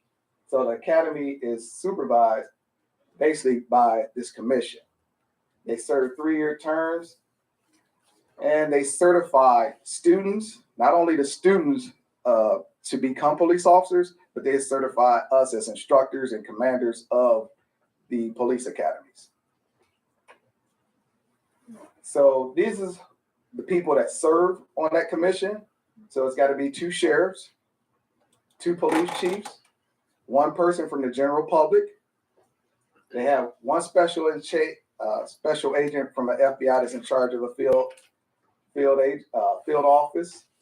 Then they have one from BCI, and a member from the Ohio State Patrol, and 1 member from the Ohio Department of Education that serves on there, and 1 representative from one of the fraternal organizations of police.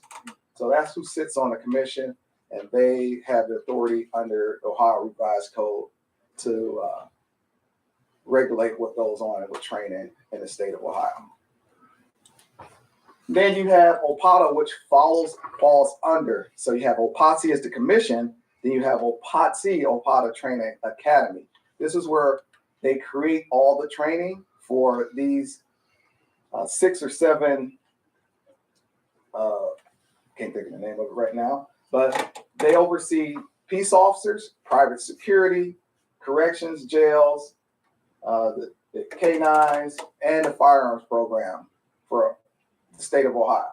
And they create training that's given out to the state of Ohio. They oversee the training, and they actually have field agents that come out for the basic recruit class to make sure we're doing what we're supposed to do. They also do research and make recommendations for training throughout the state for CPT, continuous professional training. So they make recommendations, and they also create training for it. So just to get an understanding of commanders, Commander Magooth is a commander for the division. I am a commander for the police academy. That's a title that's given to me from the state, because I got certified to become a commander to run a basic police officer, a basic peace officer training program for police officers. So his is a rank. He oversees things for the department. I'm a commander just for that program. So if you hear OPOTA commander versus commander, you'll know the difference. OPOTA mandates. So OPOTA mandates all our recruit training. Currently, we're doing 740 hours of mandates for the state. And they have to do every bit of it. If they miss, they have to do makeup. That is 740 mandated by the state. We can add to it. We can add to the topics that they have. We also have our divisional topics, which take us up to currently with this new class in, I think is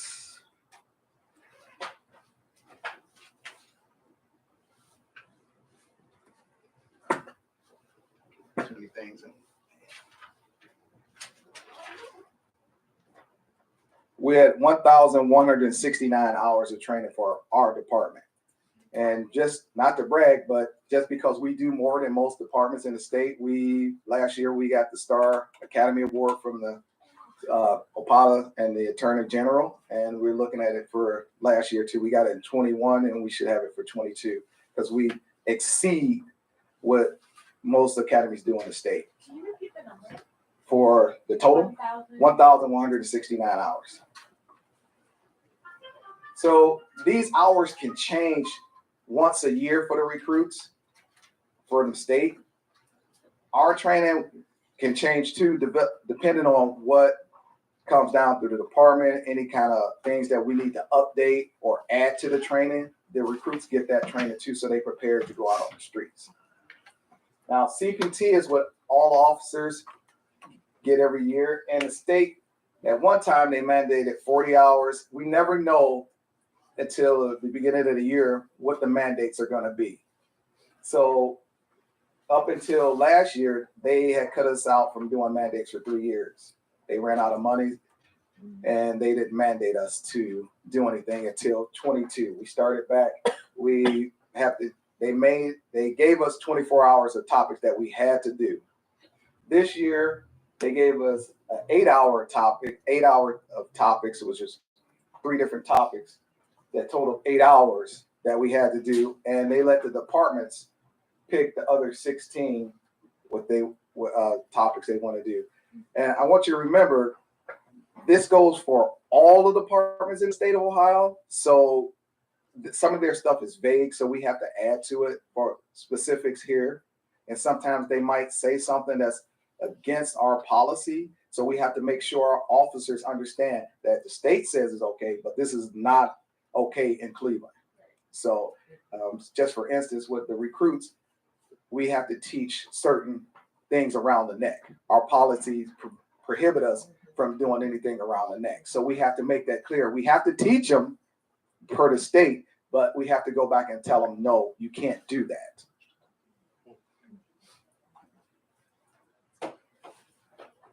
Consent decree mandates. This is another thing. They mandate 40 hours of CPT every year.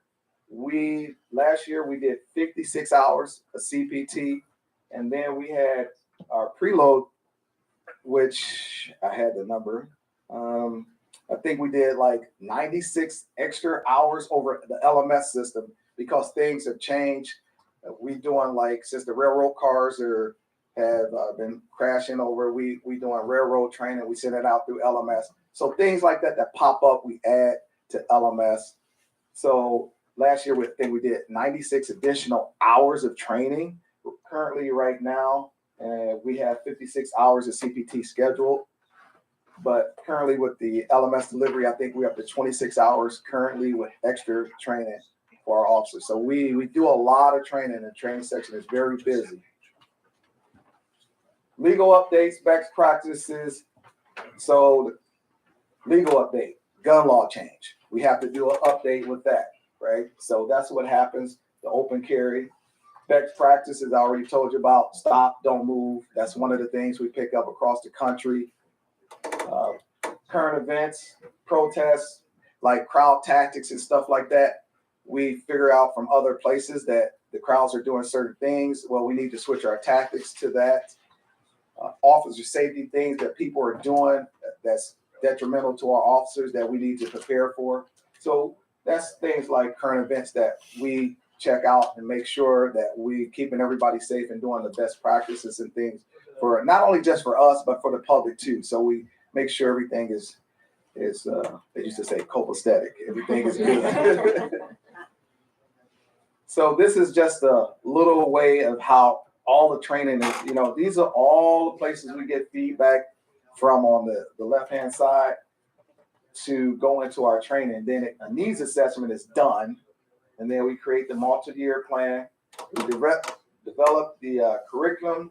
Then we conduct training. We seek feedback and it's a continuous loop of evaluating our training so that we give the best training to our officers. And we also send our training staff out to other places to learn what's going on across the country and things like that. So our instructors, we're certified, like I said, by the commission, OPOTA. We're certified by the commission. We have to take an 80-hour class to become instructors.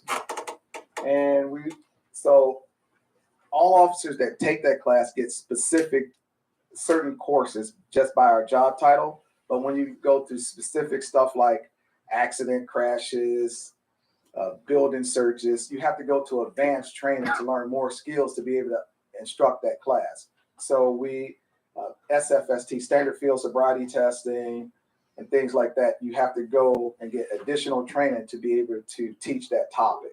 So all of our instructors don't teach the same thing because some of them have special skills. We also have officers in the district, out in the districts and other departments that have special skills, like our crime scenes.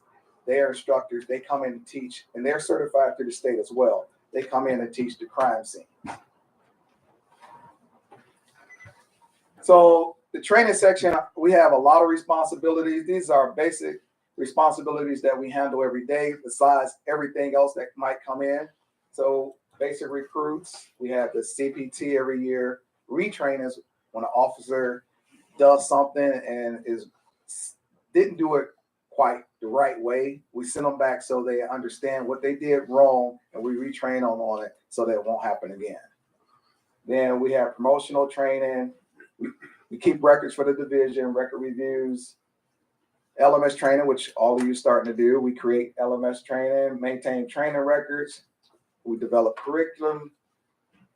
We review training from other units that want to put on training. We review it to make sure it's within policy, it's with the consent agreement, and laws and directives from the state and federal. We want to make sure everything is working and they're doing the right thing before they put that training on. We provide training to all the other police departments we have MOUs with that's around us. So under the consent agreement,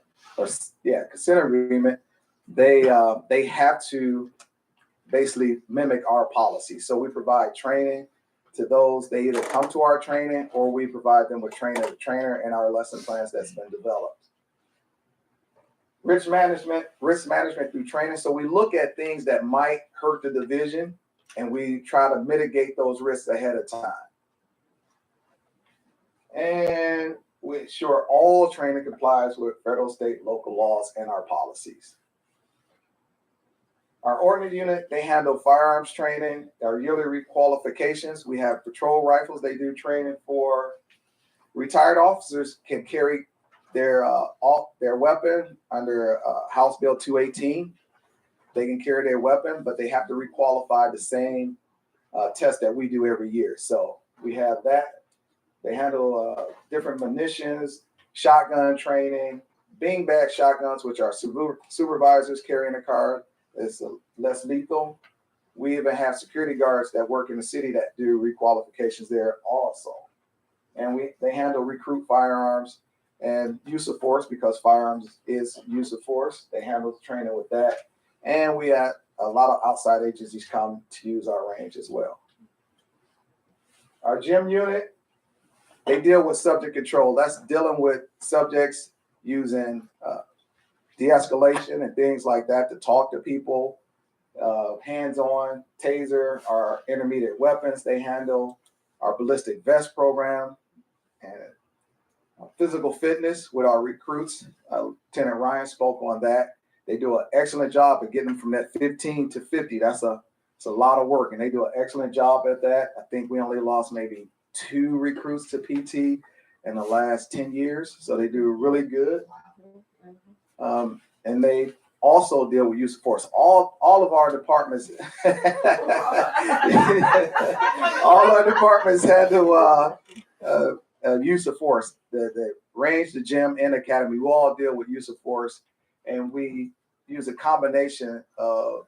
So let me just say this, because we talked about the policies and how many policies. So it's certain policies that officers need to know right away, right? They need to know it now. So those are the ones we concentrate on more. Like if you want to type for a secondary job, we don't need to teach you. You can read that policy later. But the things that officers need to know right now, like use of force, how much force to use, that's what we hammer on the policies, and that's the things that they need to know right away. So when you say there's a lot of policies, yes, but the ones that they need to know right now, those are the ones that we hammer on. Search and seizure, bias free, we hammer in those things with the training, because all the policies that we create now get training, most of them, and those, when we get those, we hammer those. So it's no doubt in their mind what they need to do at that moment, because you know we have to make split second decisions out there. And so we need them to know that there's no doubt. And part of that is what we do when we put the training together. We put in scenario based so that they'll get used to acting and doing certain things a certain way. Now, they don't do it the way we say it, because all of our tests with this is 100%. So you have to be remediated so you understand that there's no mistaking what you need to do at that moment. And then we have the Academy unit. They handle most of the recruit training, the CPT, curriculum development. We maintain training records, public requests for records. We ensure compliance with the state, with OPOTA and POTC. Recruit graduations and promotional training. We handle when officers get promoted. We handle the training for those as well. Then we have an admin sergeant who does a lot of tracking of this training and scheduling of training with CPT, because we have to coordinate with the state and we have to let the state know we're in compliance every year. We have to sit on records. So it's really important that we keep good records. So he also creates and tracks the surveys that we send out to the officers and throughout the division. He generates reports for the department and state. We have a return to duty program. You familiar with that? If officers are off, 90 days? 90 days, they have to come back to this program, because we don't know what you were off for. We bring you back if any training you missed, or say you got into a use of force situation, deadly force. We want to make sure you okay, and we put you back on the range to see if you're okay with using your firearm again. So it's specific to that officer with the return to duty, what their needs are. So we bring them back and we give them training for that. We respond to public records requests, and we supervise the learning management. He supervises the learning management system that you all use. And then we have a field training program, and that person is in charge of the field training and creating training. And it's a committee, field training committee, that certifies officers to be field trainers, to train the officers in the street. They have to go through a process where they actually go through a committee that's formed, and the committee says yes or no, they're not ready to be a field trainer. And then if they pass that, they'll go through a 40-hour field training class, and they're able to train. So she supervises the field training officers as well as the field training officers themselves. And we have supervisors that's in the program. So they're supervisor training officers as well. And she works with them to deal with any problems that the FTO, the field training officer, have, or the PPO, the officer that's the probationary officer, has. She works with them to make sure that they get what they need. Say one of them might have a problem with report writing, and we go over it and over it. We have the ability to move that person maybe even to another district where somebody's stronger with reported writing as a field training officer, to put them with that officer. If they still have further problems, we can bring them back to the academy and give them more training. So we do everything we can to save the officers. We just don't want to throw them away. We give them every opportunity to fix the problems and help them through.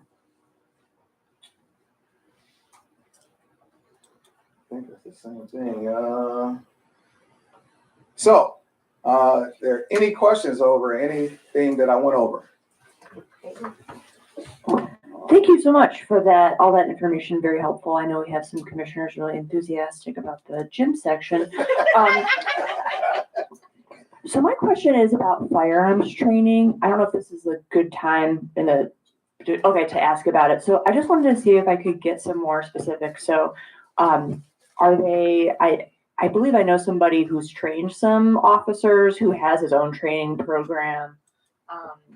So I just would like to hear more about that, and then maybe I might have a follow-up question.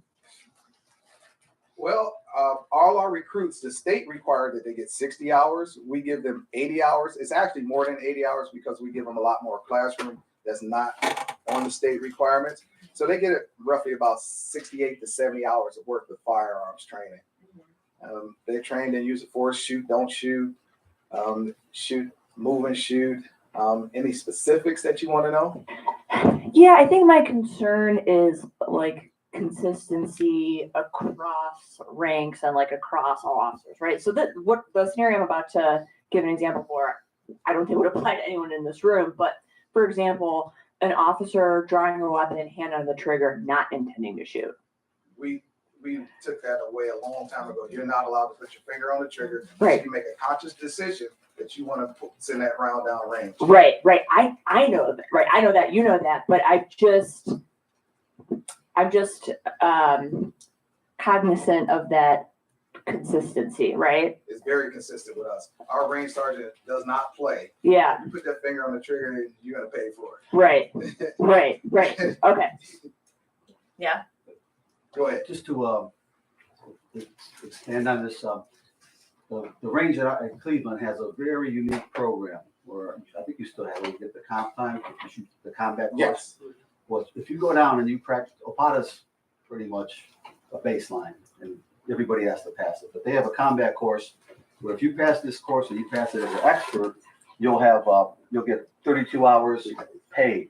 You used to go on the book. So that's a lot of money over a whole career. So that's an incentive to go down there and practice. And it's a quick course. If you screw up one thing, you're not going to get 100% on that course, or you're not, an expert rating. Also, with a lot of times they have open shooting, and any officer could go down there, whether on or off duty, and practice. They'll do different things. They'll do different scenarios where your left hand's not working, so you have to draw the gun, load it with just one hand. They might even do the weak hand. So they're pretty above the norm, I think, for any other agencies that I'm aware of. We do more firearms than most departments in the state of Ohio. And I think everybody should go down there and maybe do a little fire gun. And we actually, I'd like to audit that as well. we actually want you to come down, and we do have sims and things like that where it's the exact same replica of what we use, but it shoots a paint round. Yeah. And it's still a Glock. They just changed the barrel to shoot a paint round out of it. So we welcome you guys. We want you to come down and see how it's not that scary. We've been doing it for a long time. And the Sims doesn't make as much noise as a real. Yeah, so you'll be fine. Thank you. Any more questions? Hi, could you briefly, I know you could give us all of the training, like just the titles of the training materials that they go through, and if there are any additional resources, like foundational material or sources with which the training was based upon. Does that make sense? Which training philosophical specifically? basis or any other readings that the officers have to do? Is there, I guess if you go through the training, OPOTA, if you can tell us all the components, so at least know everything that is being done. Is that too much? That's a lot of information. Is They there- go through No, just- about just- 100 different topics. I will. But I can give you, I can give it to you. I have that on a flash drive I'm gonna provide to you. It is Okay. the OPOTA curriculum that is provided, as well as the annual training over the past few years. I put it all on there if you wanna look at it. So if you yeah. did hear him, he said that he has that information. He's going to provide it to you. And in that training, are there citations of sources? I'm imagining Yes. this training did not come from out of nowhere. I'm just trying to think, if we talked about the philosophy with regards to the policy. I would like to understand the philosophy behind the training. If it came from academic sources, or if it came, does that make sense? So each lesson plan has Mhm. who created the subject matter experts in each lesson plan. But So yeah, right. But they may have sources themselves. I mean, it didn't come There's just a from their reference. brain. there's a Right. reference and the subject matter in each lesson plan. Right. Yes. Thank you so much. And I didn't want you to recount them. I just wish it was in a Yeah, one that's a spot that we could lot get of it. information, but we could give it to you. Thank you. I mean, it's a lot. Yeah. Because Thank you. each lesson plan has different reference and different subject matter experts. Great. Thank you. Thank you so much, Lieutenant Smith. Yes. Yes. Okay. Good. Thank you. Okay. I had a quick question. So for the OPOTA. So for when it seems like sometimes they say we want each division, agency across the state to do training on this topic, and then it seems like sometimes they give you specific curriculum. Is it, and it seems like also sometimes when they give you specific curriculum, you have to do that curriculum, and then you have to do like a little CDP addendum to say, okay, this is what matches with city policy, blah blah blah. But how often do they like give you topics with a curriculum versus just saying we want you to do training in this topic? Is it always? No, but most of the time they give us the lesson plan with the topic. If they don't give us a lesson plan, we have to submit the lesson plan for that to them for their approval. So, and just to make things clear, when OPOTA sends out a lesson plan, most of it is general, it's not really specific. So if we want to get into specifics, we do our own because it's covering the whole state, and each department in the state has certain different rules. So most of their stuff is general, is not specific. You had another question? Okay. The other question, thank you so much. The other question I had was, it talked about in I forgot what it was called, but basically the firearms unit. The ordnance unit? The ordnance unit. It talked about that retired officers can get certification to carry their firearms after they're retired. I was wondering if you could tell us a little bit more about that. House Bill 218 allows police officers to carry retired officers to keep their certification to carry. The requirement is that you have to do that requalification for your state. House Bill 218, it goes throughout all officers for the United States.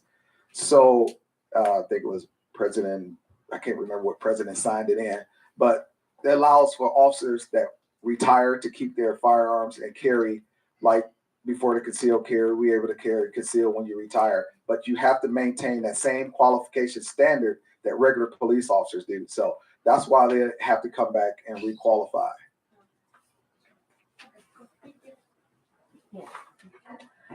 In the presentation, you mentioned more about like return to duty. Can you explain a little bit more about that and just a quick overview of that process?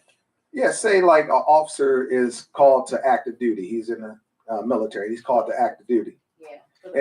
Yes, and he's coming back from active duty. He's been gone maybe a year.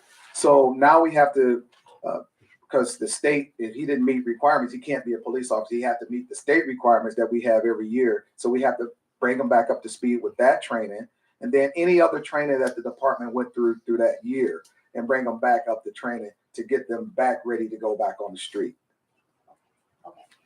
Thank you. I just wanted to ensure if there was I know you said for the force policy that this sometimes could be used. So I was more interested in that force for a police officer that uses force. Yeah. Use of force. Yeah. Yeah. So, they missed any of that training because that's annual training for us. Any training they're missed. So we've been tracking in the LMS. So we have a list of things that they might have missed. Anything they miss, they have to be brought up to speed before they're allowed to go back to the street. Okay. So typically this is for just military. No, it's for anybody that missed more than 90 days. Okay. Okay, let me just, let's get Commissioner Dawson, we'll come back. Thank you again for being here. So you mentioned the examples of maybe when there's state conflicts with the training versus what the department is doing. Do you all face that a lot, or? No, it's not a lot. It's only been a few instances with that, but it's other training that we have, like taser and stuff. We have to make sure, because taser is general for everybody across the state. Across the country. So we have to make specifically known that this is with us, and we add that into the training so they understand that this is specifically for Cleveland, and other departments can do that, but not us. Got it. Thank you. I would like to say thank you. I thought the presentation was very thorough and transparent, so I want to thank you for that. But I just want to know, so what would be a reason for a retired officer to want to keep his firearm? And how would he be able to use it other than, like, would he have any extra authority or anything, like, outside of like being like a regular citizen that could carry a Nope, gun he's a or regular anything? citizen, Okay. has the same thing as concealed carry, the CCW laws that we have, they still fall under those, just like anybody else. So just to make it clear, anybody with concealed carry and things like that, there's only two ways they can use the deadly force: to protect their self, their life or their self, or the life of somebody else that could have protected their self if they had a gun.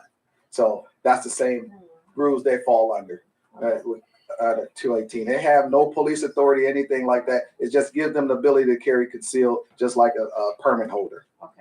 And Sean, doesn't that allow them to carry anywhere in the country? Anywhere in the continental U.S. So anywhere in the continental U.S., an officer who's retired can still carry their firearm regardless of the laws of other states, of other states. except federal protected land that says we can't carry. Okay, so it's just like another way to have a concealed carry. Yes. Just, okay. So it's saying you don't have to go through training, Yeah, a okay. CCW class, because you already had more training than they already. You know what you're doing. Right. Okay. That's exactly it. Concealed carry, not open carry. You can open carry too, because that's open carry. Okay. Ohio's an open carry state. Right.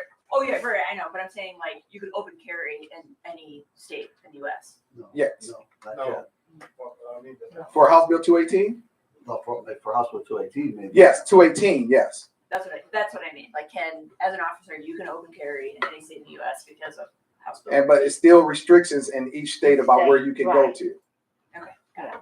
So you have to understand, as being a retired officer, that you have to understand the rules of their off-duty rules as well. It'd be foolish to open carry. Yes. I just want to make sure that any commissioner that had a question or has a question has not had an opportunity to ask before we go around again, because I know there's some people with a second question. Has everybody else asked the questions that they needed asked? Okay, so we'll go to Commissioner Benito and then to Commissioner Wong. You had another question, right? Okay. Thank you. Obviously I'm a question asker. So That's all right. That's what we're here for. So for retraining, I was just curious, like, so I'm imagining that probably each person who needs retraining is kind of given a different plan of how a retraining plan of how they're going to be done. And can you explain like when something would be done through LMS versus, does the training division do sit down with people individually? Are they putting them back to sit in on a certain academy class, or like what, can you give us some examples of what somebody's retraining would look like? And I think I'm specifically curious about for people who need retraining as a result of discipline. Well, most of the retraining comes from discipline. And so 99% of it is done hands-on because each thing is specific. So we design it for that person. So they look at the incident and they develop that training around that incident. Sometimes we actually create another scenario similar to one they were in. And after we go through it, we put them through the scenario to see how they react to it and see if any changes in it. It's been a couple incidents through LMS, like it was a supervisor who needed some leadership skills and leadership training. We had like 6 different modules of different types of leadership styles and things like that he can go through training. So we assign those things through him, but majority of it is going to be hands-on, face-to-face, so we can see how you receiving the training, or if you're receptive to it, or if you got an attitude about it and not receptive to it. That's a problem. If you have an attitude, it's a problem. And if you're not receptive to the training, then we're going to send it up the chain and let them know you're not receptive to this training. And then it's up to the commanders and above to decide what's going to happen next. Commissioner Wong? Okay, so I found the U.S. House law that you were mentioning, HR 218. 218. So I did want to give some context. It's called the Law Enforcement Officers Safety Act of 2004. It determines the right of concealed carry not only for retired law enforcement officers with, limits, but also current ones. So my question is, 2004 doesn't seem that many years ago. Do you know, and, obviously we're not like congressional historians here, but do you know the precipitating reason why? I'm imagining, officers. If I can recall, it was so that law enforcement officers, as they're traveling around the country, if something happens where they needed to take action to defend citizens, that they could, that they had that authority to go ahead and take care and take action. Because, we have all these active shooters around. You have people in the malls. We have active shooters in the malls and things like that. So I think it was, if I recall right, that's what it precipitated it, that he wanted more law enforcement officers to be, while they're out, and no matter if they're traveling, to be able to protect citizens. So 2004, that was, which president? That was Bush. Probably 9/11 too related. Right, probably. Okay, thank You you. okay? Mhm. Okay. No, you okay? All right, so we are actually back on schedule right now. The staff was very generous with giving us a break. I think we worked through the break after Lieutenant Ryan. It was so we have a 10-minute break before we get into the use of force. So let's honor that 10 minutes, stretch your legs, do whatever, and then be back at the table by it's 10:25 now, so let's just be back at the table by 10:35.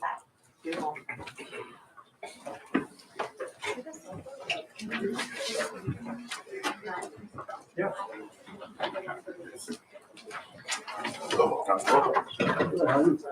I keep looking at it. Okay, Mr. Pastor Early. I'm gonna try to come to you. Are you preaching the mic? You covered all the Okay, so basically, what this thing is, we have this partnership with the United Methodist Church in Lorraine, and then the NAACP. We're doing like bi-monthly training, workshops with the community. That's all kind of about like faith and then we're doing this like annual conference in probably June and July. And so would you be willing to come to usually like an hour session and just talk about and so I'd be able to go get straight into this like level 1, level 2, level 3 management. They're not supposed to know those levels. So the I don't say according to what I studied on the grade, they have responsibility to alert the supervisor about something. Right. And I guess it's like tell them. And I should just say, and it'll be every time. Oh, yeah, right. And then for the 15th.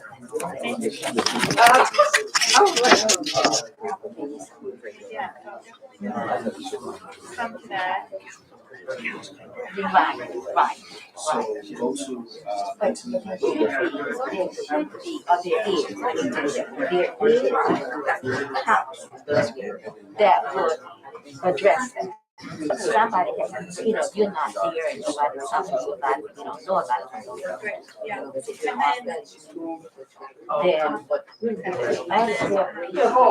knows about it, observes it, seen it, then they are required to consider it, and they are just, no,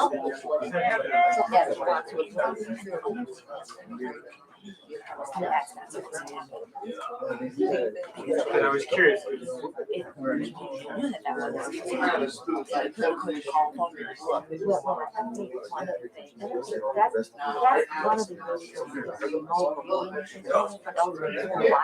heard your question, they hear this, and this, if they unaware of it, it should trigger something. You know what I'm saying? It should trigger something. Now, what is this? Embarrassed to say that. I've been testing these Something with that. So it's clearly not, I've been finding it useful just as a. Right, we have a responsibility to bring that to the, I mean, you don't want to tell somebody else, but we have a responsibility to, you know, to change that. Yeah. And to make people. Right, so it's clear, so we can Make a difference. either or both, so we have And I just wonder. clarifies that they don't vote. So it's probably to be clear on this one. Just to say, Just that, I don't know, I'm sufficient numbers. really stuck on this. It's no surprise. It's not surprising. I'm not. Oh, I do. I'm feeling because. In some cases, yeah, if it's 5 members.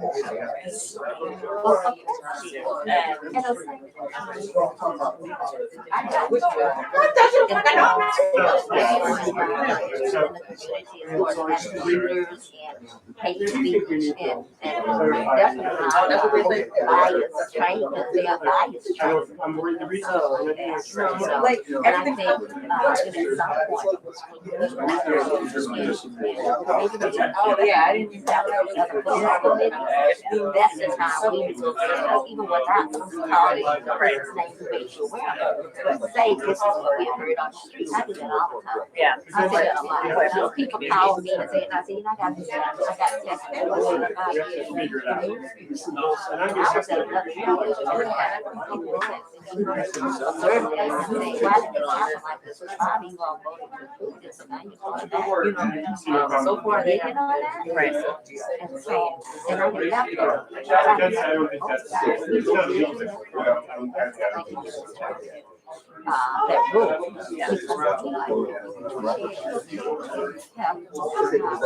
In that whole 3 to 5, member.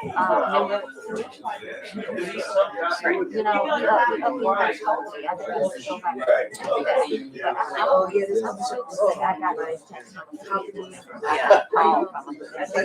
and so once those committees are established, that's the time. That's why. Right. We're gonna have investigators, counter investigations, committee, maybe that's something they need to follow. And if we find that, then it goes to, you know, to the police. Again, now it's coming from the commission rather than from, right. It's scary. Yeah. And I can't argue that it's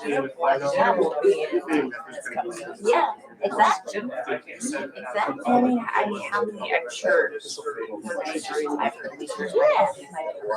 Should be reflected. Yeah, you're right.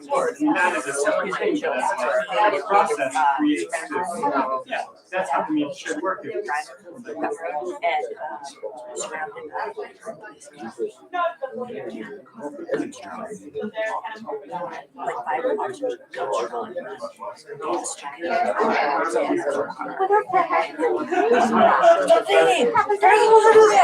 You know, it's representative.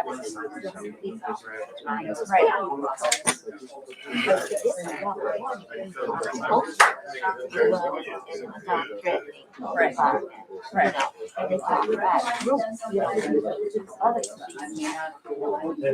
What's up? I saw the Robert's Rules thing that I found that passage.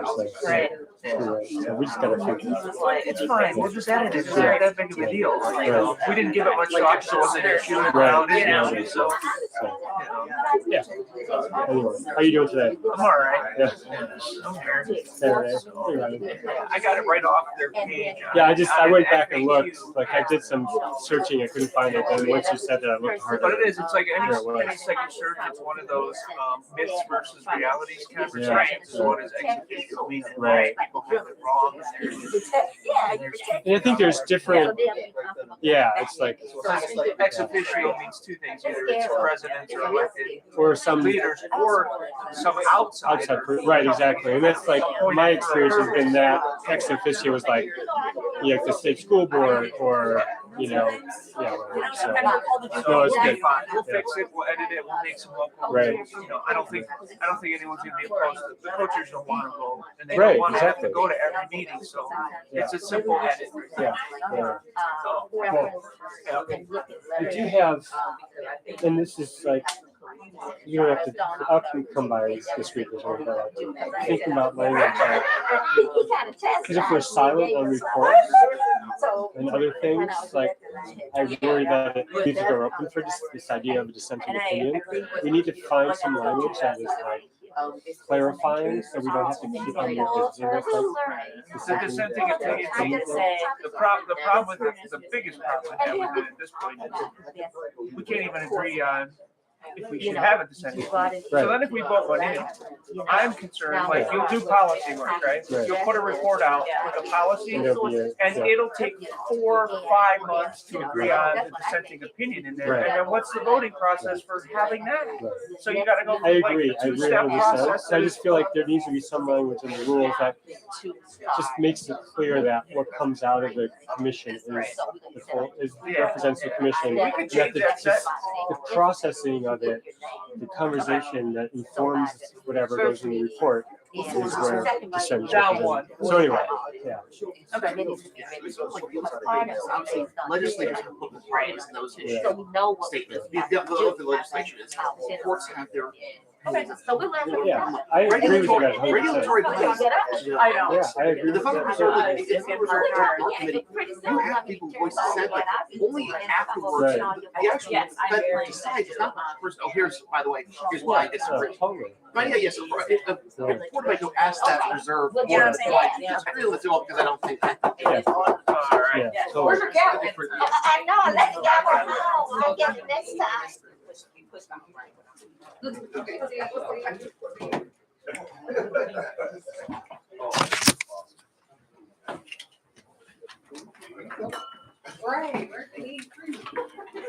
It's cold.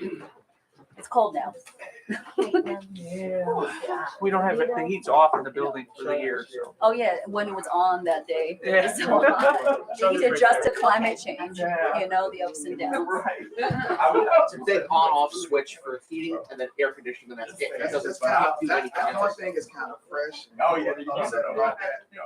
So it's now 10:36, and we want to reconvene this session. Caitlin, I think, made a quick. Oh, she's back. Okay, all right. So I think we can get started. Yeah. We do that at the end. Am I good to go? You sure are. Okay. I don't know if I have the authority. I don't have the authority. I naturally. Well, I'll wait. I don't want to get anybody in trouble. Yeah, I was gonna invite everybody. I was thinking. Well, I just found out that we are recording it for in-house purposes. So if we want to wait maybe about 3 or 4 minutes, are you okay with that? And then we can reconvene the session. All right, thanks. Yeah, I don't have the knee-jerk reaction like No, when I come to you and ask you, it means I don't have the authority either. Oh. You're giving me that authority. I'm giving you that authority. No, yeah, thank you.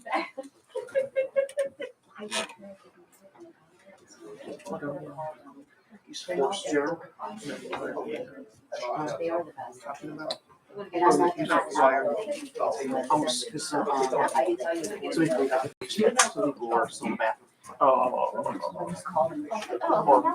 to not start. Is he still here?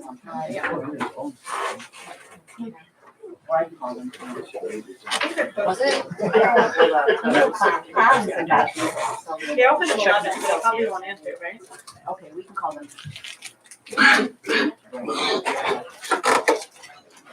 You all right?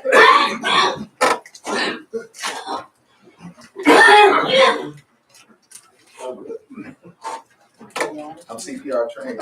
We're gonna wait 1 more minute. If he doesn't survive this, then, all you guys here.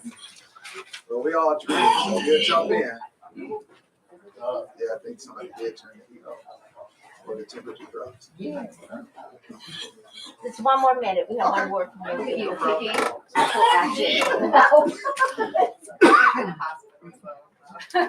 You do? Everybody just like looks at Sam's coughing. Are you, Like, what did you give get? them water. Nursing assistant and also financial. So did you know? I will do CPR. Okay. Thank you. I can that. They sound like I don't know. Yeah, like you were saying, we want you guys to come to the gym and the range, so. I have it down in a notebook. I'm so excited. I'm ready. Yes. So I need to go from 18 to 27, and Yep. 7 push-ups to 14. Yeah. Well, really 3 push-ups. So- I could probably do that. I would like to.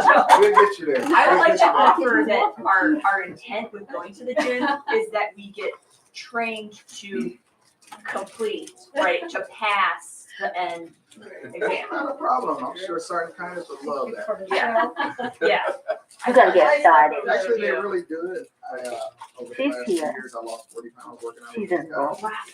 Come on. She was making stuff. Come on. Yeah, let's do it. We've been talking about our fitness goals with you. So. And all of our guys, all the guys down there, they actually train outside of here, their specialty, so they bring wealth of knowledge to the job. Who knew that this was a permanent? Yeah. It's open 24 hours too. I think everybody is here now, so we'll get started again. To make sure the dim sum is available. Yes.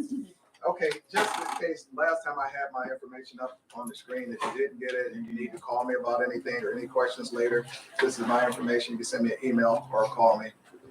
And if I don't answer, leave a message on my machine and I will get back to you. Sometimes I'm in and out of the office, checking on recruits. All right, so we push up thing. Yeah, definitely. So we're gonna cover use of force general. We have 5 use of force policies. General touches just about all of them a little bit, so we're gonna get started with general. I'm not gonna go too far into the legal part of it because I know you guys gonna have a legal class. Okay. Oh, I'm sorry. Let me start over. All right. So we're gonna go over use of force general. We have 5 use of force policies. The reason they're broken down this way, like Sergeant Graham had talked about, is to make it easier for officers to understand. So it's broken down in 5 different policies so they can, if you put it all in one, it's too much to digest at one time. So if we separate it, we can digest it in a little more chunks. And so we're going to get started with general. And if it's something that that I can't remember or recall, or because Captain Simon works on the policy, so I'll have him and Lieutenant Ryan jump in if they can add to or help explain something better. And that's one of the tactics we use in training, like with different officers in the classroom, different instructors. Maybe one can explain it better than the other, give you a better example. So that's what we'll do here if necessary. So it's 2.0103, and that's the section in the consent agreement. And so it's regulated, all our policies are regulated by state law and our policies and things like that. So they're not left, the officers have to follow these policies. So they're not left to just be chaotic and do whatever they want to do. They have to follow these policies, right? And most of our use of force decisions are guided by somebody's actions. So what they do is what we do is determine on what that person do. We can de-escalate. We can use all the de-escalation techniques possible, but if that person just don't want to de-escalate, there's nothing we can do. But so it's based on what they do. It's based on the law, our policies, and our tactics and training. So we just can't go out there and do what we want to do and grab people and do things. We have to follow these things, right? And we are held accountable. And whenever you use force, there's going to be some kind of investigation, whether it's on duty or off duty, if you're performing a police function. Because sometimes we can get involved in a police function off duty. Say, I see an officer trying to effective arrest and he's struggling with somebody and I have to jump in, I'm just walking by and I see it and I jump in, I'm off duty, I'm working, or I'm working a second duty or a secondary job. So we held by the same standards.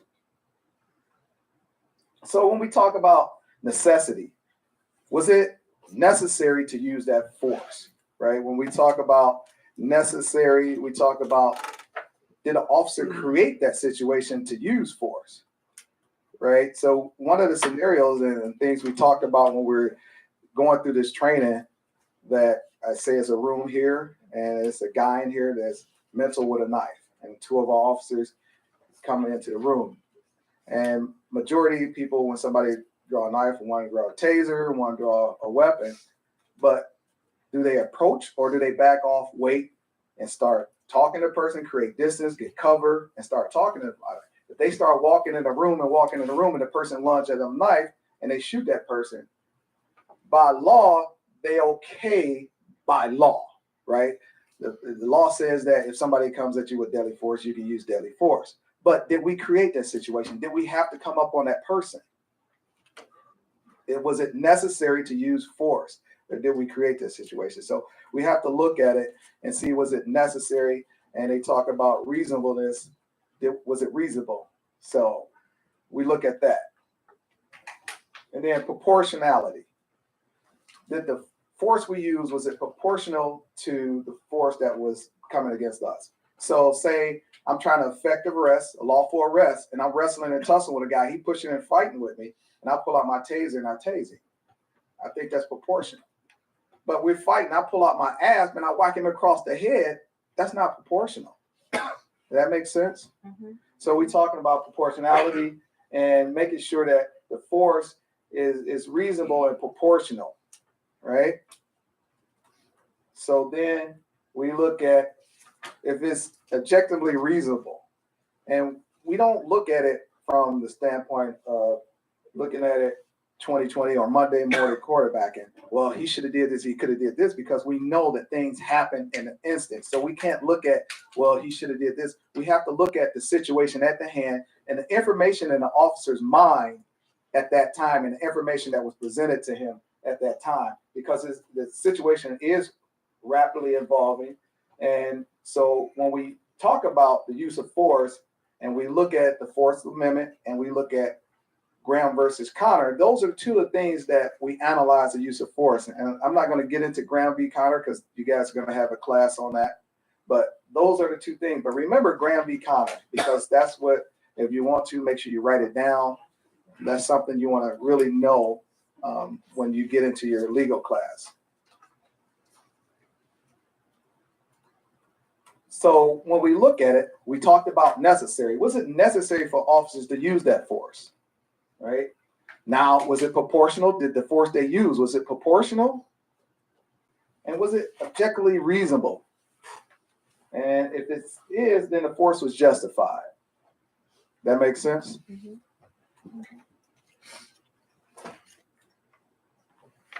So another thing we look at is the officers' factors and the subject factors. So prior to the 2020 training, an officer might, if somebody's not compliant with them, okay, that guy's just not compliant with me. And a lot of times we were trained prior to that we might need to get the upper hand. This guy not complying with us, something's wrong. We might need to get the upper hand. So guys would rush in, grab them, cuff them up real fast, or it could be a scuffle and fight, and we use force, right? So now we have to look at things prior to doing that. Why is that person not responding to us? Is he not understanding what we're saying?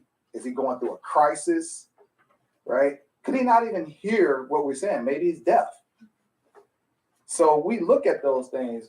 We talk about language barriers, time to make the decision. Is it necessary for us to, can we back off, call for backup? That person not complying, they're not running, they're not doing anything dangerous. Can we wait, call backup, and try to figure out what's going on, get something in between us, some cover, and be able to try to talk to that person? Maybe that person don't even speak English, right? So this is what we're teaching our officers. Availability of officers and resources to de-escalate. Call backup, call a supervisor out, right? Get somebody out with maybe supervisor with a beanbag shotgun, if the person got a knife and we got some cover, right? Maybe you can use that. So what resources are available?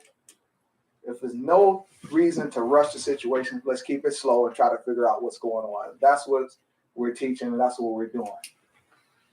If there's a weapon involved, that determines a lot, right? Because if it's a knife and it's sitting on the table and the person's not there, we can back off, put something between us, get covered, because if the person grabbed a knife, that gives us time to make better decisions. We slowing the situation down. Do they have the weapon on them? That's a whole nother ball game, right? So, but can we get covered? If the person just has the weapon tucked in them, do they have it in their hand? It's a lot of things to consider when we're talking about that. Then we got to look at the officer versus the subject, right? You can have an officer who's a female officer, maybe that's 120 pounds, and our subject 280 pounds, 7 feet. She's about 5'1". Her use of force options might be different than another officer, such as myself, that might be a little bit bigger and feel more confidence at going hands-on than dealing with somebody. So we have to look at that as far as the age, the gender, body size. We talk about skill level, the relevant strength, injury or exhaustion. Am I about to pass out? That they hit me in the head and I have nothing left in the tank? Am I going to let this person kill me, or do I have to use deadly force to survive? So that could actually happen, right? So we have to look at all of these things when force is being used. We have to look at all these things. If the officer's on the ground and the subject's on top of the officer, right, and the officer's losing, what are they going to do? So we have to consider that. We talk about special knowledge and training. When I was out on the street, I don't know how many of you know about Ken Ferguson, the karate expert. His son was belted in like 3 different categories. We got a call that his son was tearing up the place. I said, radio, send me all the cars you got and the big guys with the tasers, right? Because I knew he had some special skills that 2 of us would not be able to handle. So we have to take all that into consideration when we use force, right? We have to look at that when we examine what's going on when an officer uses force. And so what's going on in that officer's mind when they're dealing with a subject like that and things like that. You hear people say, well, that officer shouldn't be scared, right? Well, hey, you know, I'm a human being. I'm a human being. And in certain instances that something might scare me, but that don't mean I'm not going to do my job, right? So we have to look at all of those things, what's going on in the mind of the officer, what's going on in the mind of the subject. But again, we teach to de-escalate, move back, use these factors that we talked about. If somebody's not communicating with us, to back off